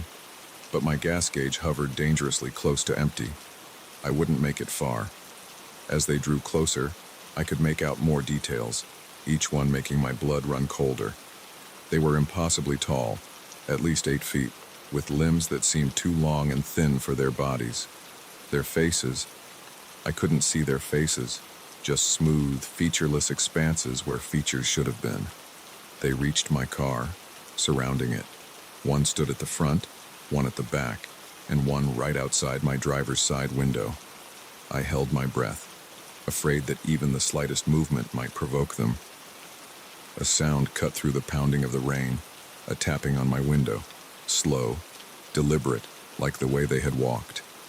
Tap, tap, tap. I turned, ever so slowly, to look out my window. The creature stood there, its blank face inches from the glass. As I watched, horrified, a seam appeared where its mouth should be. It split open, revealing rows of sharp, needle-like teeth. "Let us in," it said, its voice a hiss that somehow carried through the closed window and the roar of the storm. "We only want to help." I shook my head, unable to speak, unable to look away from that terrible mouth. The creature tilted its head, an eerily human gesture that only served to emphasize how inhuman it truly was. "Your car needs fuel," it continued. "The storm is getting worse. Let us help you." "No," I managed to croak out. "No, thank you. I'm fine." The creature's mouth stretched wider, a grotesque parody of a smile. "Are you sure? It's not safe out here. Anything could happen to you." The threat in its words was unmistakable. I glanced at the other 2 creatures. They had moved closer, pressing against the car. I could hear the metal groaning under their touch. "Please," I said, hating the tremor in my voice. "Please just leave me alone." The creature at my window leaned closer, its blank face filling my vision. "We can't do that," it said. "You see, we're hungry, so very hungry, and you look delicious." Terror surged through me, breaking through the paralysis of fear. I turned the key, silently praying that the engine would start despite the low fuel. To my immense relief, it roared to life. I didn't stop to question this miracle. I slammed the car into drive and floored the accelerator. The creatures shrieked, a sound that set my teeth on edge and made my vision blur. The car shot forward, and I felt a moment of resistance, then a sickening thud as I hit one of them. But I didn't stop. I couldn't stop. I drove blindly through the rain, my headlights barely penetrating the gloom. I could hear things hitting the roof and sides of the car. Were they jumping on it? Throwing things? I didn't dare look. I just drove, faster than I'd ever driven in my life, praying to whatever might be listening that I'd find another gas station before I ran out of fuel. The gas gauge dipped lower and lower as the miles flew by. Just as the needle touched empty, I saw it, another gas station, its lights a beacon of hope in the storm-ravaged night. I pulled in, my hands shaking as I turned off the engine. For a long moment, I just sat there, trying to catch my breath, trying to convince myself that what had happened was real. Slowly, I got out of the car, my legs wobbly as I made my way to the pump. As I started to fill up, I noticed something that made my blood run cold. There, on the roof and hood of my car, were deep gouges in the metal, claw marks, as if something with impossibly sharp talons had been trying to tear its way in. I finished fueling as quickly as I could and went inside to pay, half expecting to see those creatures waiting for me. but the store was empty save for a bored-looking clerk who barely glanced up from his phone as I paid. As I walked back to my car, I couldn't shake the feeling that I was being watched. I looked around, scanning the darkness beyond the station's lights. For a moment, I thought I saw something. Tall, thin shapes moving in the shadows. But then I blinked, and they were gone. I got in my car and drove away, not slowing down until I was miles from that place. I didn't stop driving until I reached a well-lit, populated area where I checked into a motel and collapsed into bed, exhausted and shaken. In the light of day, it all seemed like a bad dream. But the claw marks on my car were still there, a tangible reminder that what I'd experienced was all too real. I never told anyone about what happened that night. Who would believe me? But I've never forgotten it. Now, whenever I'm driving late at night and I see a lonely gas station looming out of the darkness, I keep going. No matter how low my fuel gauge gets, no matter how bad the weather is. I'd rather risk running out of gas than face what might be waiting in those distant pools of light. Because sometimes, the most dangerous things aren't the storms or the empty roads. Sometimes, they're the things that offer help when you're at your most vulnerable. The things that look almost but not quite human.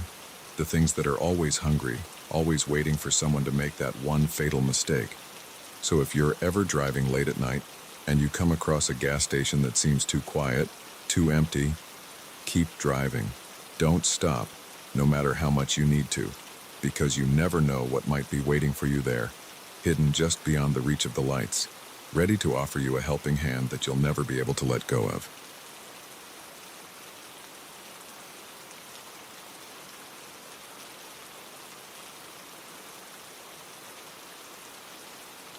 There's something eerie about driving alone at night. The stretch of highway ahead of me seemed endless, the dark horizon blending seamlessly with the road, as if it was pulling me into the unknown. The hum of the truck's engine was comforting in a way, its steady rhythm a reminder that, at least for now, I was in control of something in this wide, empty world. But as I've learned in all my years as a long-haul trucker, the open road can play tricks on your mind. Sometimes, you see things that make you question just how alone you really are.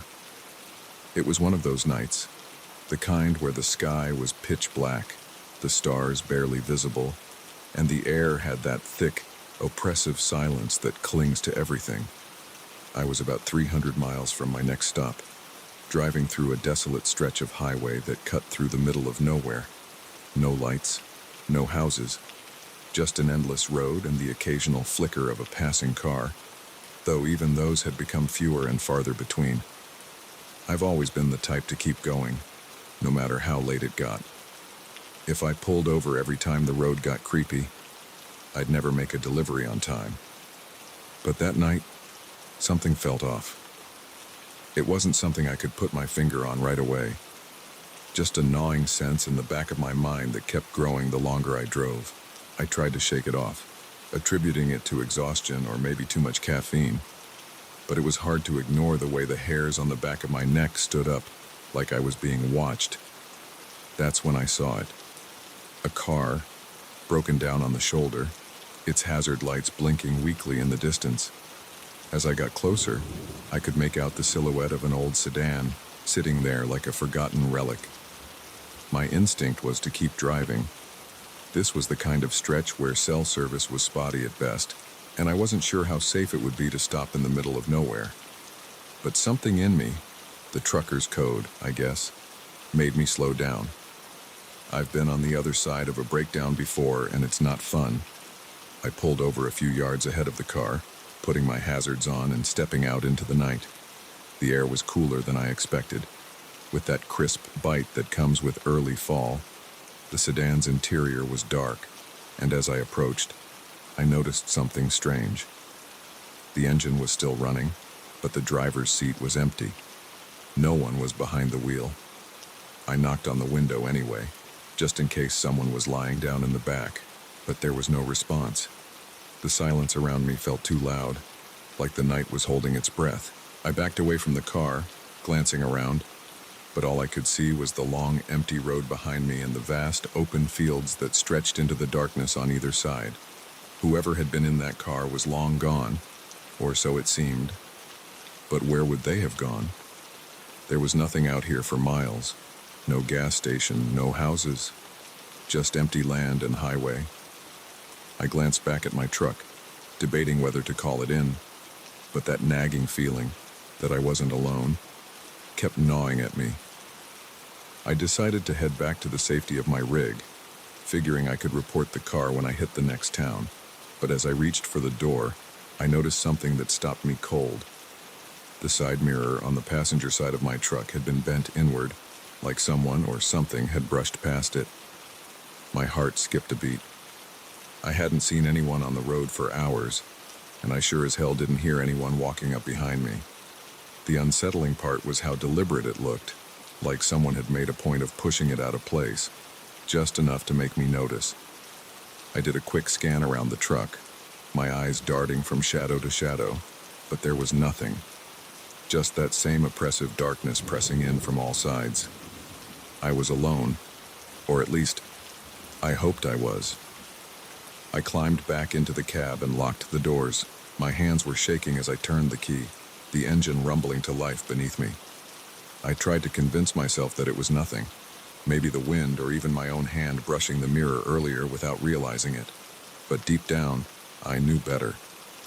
As I pulled back onto the highway, I kept glancing in the rearview mirror, half expecting to see someone standing on the side of the road, watching me drive away. But there was nothing, just the blinking hazards of the abandoned car fading into the distance. I cranked the radio, hoping to drown out the gnawing tension in my chest. The familiar voices of late-night DJs filled the cab, talking about everything from sports to politics, but I couldn't focus. My mind kept drifting back to that car and the empty driver's seat, the way the mirror had been bent out of place like someone had deliberately left their mark. About 20 miles down the road, the feeling of unease still hadn't left me. I couldn't shake the thought that I wasn't alone on that stretch of highway, that something, or someone, had been watching me, maybe even following me. I glanced in the rearview mirror again, and that's when I saw it. Headlights. They were distant, barely visible, but they were there. A pair of dim yellow lights flickering in and out of view, like they were struggling to keep up with me. My pulse quickened. It could have been another car, sure, but something about the way those lights wavered, almost like they were disappearing and reappearing, sent a chill down my spine. I pressed the accelerator, pushing my truck a little harder. The road stretched on ahead of me, empty as far as the eye could see, but those lights, they kept flickering in the distance, never quite disappearing. My grip tightened on the wheel. Maybe I was imagining things. Maybe the stress of driving for hours in the dead of night was getting to me. But no matter how much I tried to rationalize it, I couldn't shake the feeling that something was wrong. I decided to make a stop at the next rest area. It was about another 40 miles down the road, but I needed a break. Maybe if I pulled over, got out of the truck, and stretched my legs, the unease would go away. When I finally reached the rest area, it was as empty as the highway had been. A couple of vending machines hummed quietly under the fluorescent lights, and there was one other car parked near the entrance to the restroom. I pulled in, turning off the engine and sitting in silence for a moment, trying to shake the tension that had gripped me since seeing that abandoned sedan. I got out of the truck, keeping an eye on the road behind me. No headlights, no sign of the flickering lights that had followed me earlier. For the first time in what felt like hours, I let out a breath I hadn't realized I'd been holding. But as I walked towards the restroom, I felt it again, that sense of being watched. My skin prickled, and I stopped in my tracks, glancing around the empty rest area. Nothing. Just the quiet hum of the vending machines and the distant chirping of insects. I tried to shake it off, telling myself it was all in my head. But then I saw it. The side mirror of my truck, bent inward again. My stomach dropped. I had just parked. No one had been around. And yet, somehow, the mirror had been pushed out of place, just like before. I didn't wait to find out what would happen next. I sprinted back to the truck, my heart pounding in my chest. I didn't even bother adjusting the mirror this time. I slammed the door, locked it, and fired up the engine, pulling out of the rest area as fast as I could. I didn't stop again until I reached the next town, and even then, I couldn't shake the feeling that someone, was still out there on that dark stretch of highway, watching, waiting, and I wasn't going to give them another chance to make their move.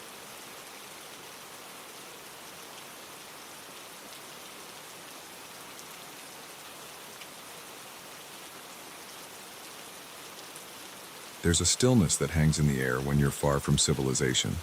It wraps around you, almost suffocating, and every little sound, whether it's a creak, a rustle, or even your own footsteps, feels magnified. I've never been one to scare easily, but when you're out in the middle of nowhere, miles from the nearest town, even the most level-headed person can start to feel a bit on edge. My girlfriend, Emma, and I had been planning this road trip for months. We wanted to get away from the city, disconnect for a bit, and spend a few nights under the stars.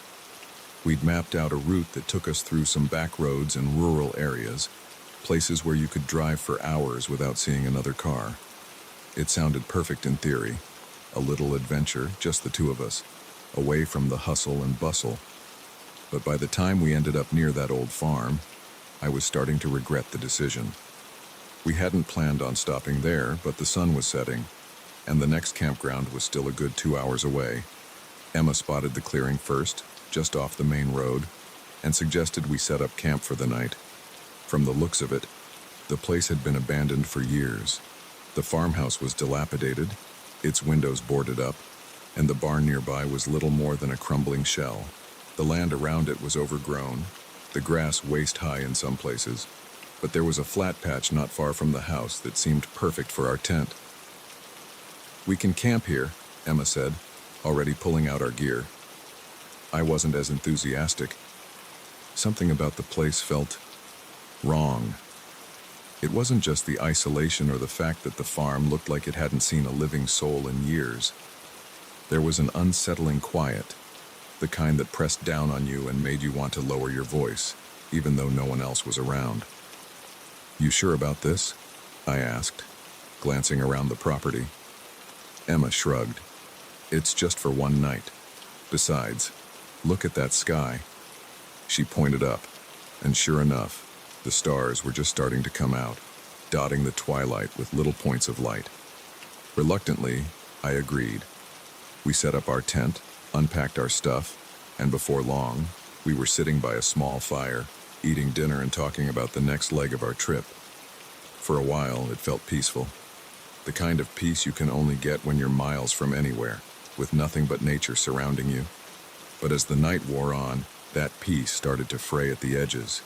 It started with little things, a soft rustling in the tall grass behind us, the way the wind seemed to shift direction, making the trees around us creak and groan like they were alive. At first, I brushed it off as nerves. I wasn't used to being so far from civilization, and my imagination was probably just getting the best of me. Emma seemed completely unfazed, poking at the fire and humming quietly to herself.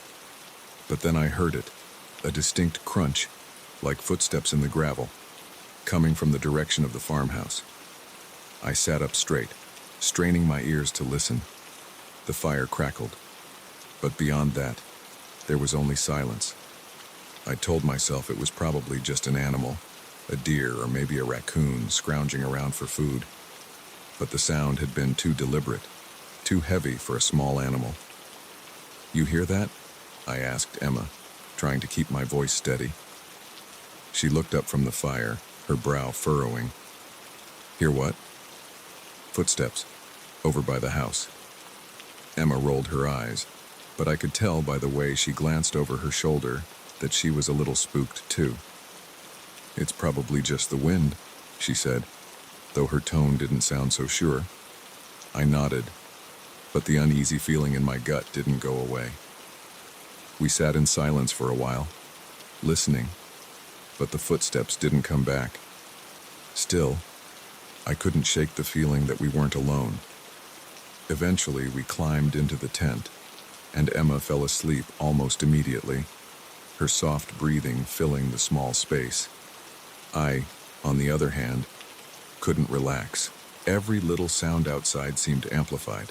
The wind rustling through the trees, the distant creak of the farmhouse, even the occasional crack of a branch breaking. I kept telling myself it was just the sounds of the countryside, that this was normal. But no matter how hard I tried, I couldn't shake the feeling that something was out there, watching us. It must have been sometime after midnight when I heard it again. The footsteps. This time, they were closer, moving through the grass, slow and deliberate. My heart raced as I lay there, frozen, straining to hear. They stopped, just outside the tent. For a moment, I was certain someone, or something, was standing right outside, listening to us. I held my breath, waiting for the zipper to slide open or the sound of someone, or something, breathing just outside the thin canvas. But there was nothing. Only silence. Then, the footsteps started again, moving away this time, back toward the farmhouse. I lay there for what felt like hours, wide awake, my mind racing. I debated waking Emma, but what would I say? That I heard footsteps? That I was scared of an old, abandoned farm? I didn't want to freak her out over something that was probably just my imagination. But then, just as I was starting to convince myself I'd imagined it, there was a soft scratching sound against the side of the tent. My blood ran cold. It was faint, barely noticeable, but unmistakable. Something or someone was out there. I sat up, my heart pounding in my chest. "Emma," I whispered, shaking her awake. She groaned, half asleep. "What?" "There's something outside." She blinked at me, groggy and confused. "What are you talking about?" "Just listen." For a few seconds, there was nothing. Then, the scratching came again, this time louder, more deliberate. Emma sat up straight, her eyes wide. "What the hell is that?" "I don't know." We both sat there, holding our breath, listening. The scratching stopped, but the uneasy silence remained. I reached for the flashlight, flicking it on and pointing it toward the side of the tent where the sound had come from. The light illuminated the canvas, casting long shadows, but there was nothing, no shape, no movement. "We should leave," I whispered, my voice barely audible. Emma didn't argue. She grabbed her shoes, and we quietly unzipped the tent, stepping out into the cold night air. The fire had died down to embers, casting a faint, reddish glow over the clearing. I swept the flashlight around the area, but there was no sign of anyone, or anything. "We're probably just freaking ourselves out," Emma whispered, though I could hear the fear in her voice. "Maybe," I muttered, though I didn't believe it. We stood there for a moment, staring at the farmhouse in the distance, its silhouette barely visible against the starry sky. There was no movement, no sign of life, but that oppressive feeling of being watched still lingered, heavy and suffocating. "We should pack up and go," Emma said, breaking the silence. I nodded, and we quickly began breaking down the tent, stuffing our gear back into the truck. As we worked, I kept glancing over my shoulder, half expecting to see someone, or something, emerge from the darkness. Once we were packed up, we climbed into the truck, locking the doors behind us. I started the engine, and we pulled out of the clearing, the old farmhouse disappearing into the distance behind us. We didn't talk much on the drive. The unease hung between us like a fog, thick and heavy. I kept checking the rearview mirror, expecting to see headlights or some shadowy figure following us. But the road remained empty. By the time we reached the next town, the sun was just starting to rise, casting a pale light over the landscape. We found a diner and sat down for breakfast, though neither of us had much of an appetite. "Do you think it was just animals?" Emma asked after a long stretch of silence. I shrugged. Maybe. But deep down, I didn't believe that. There was something about that place, something off. And whatever it was, I was just glad we left when we did.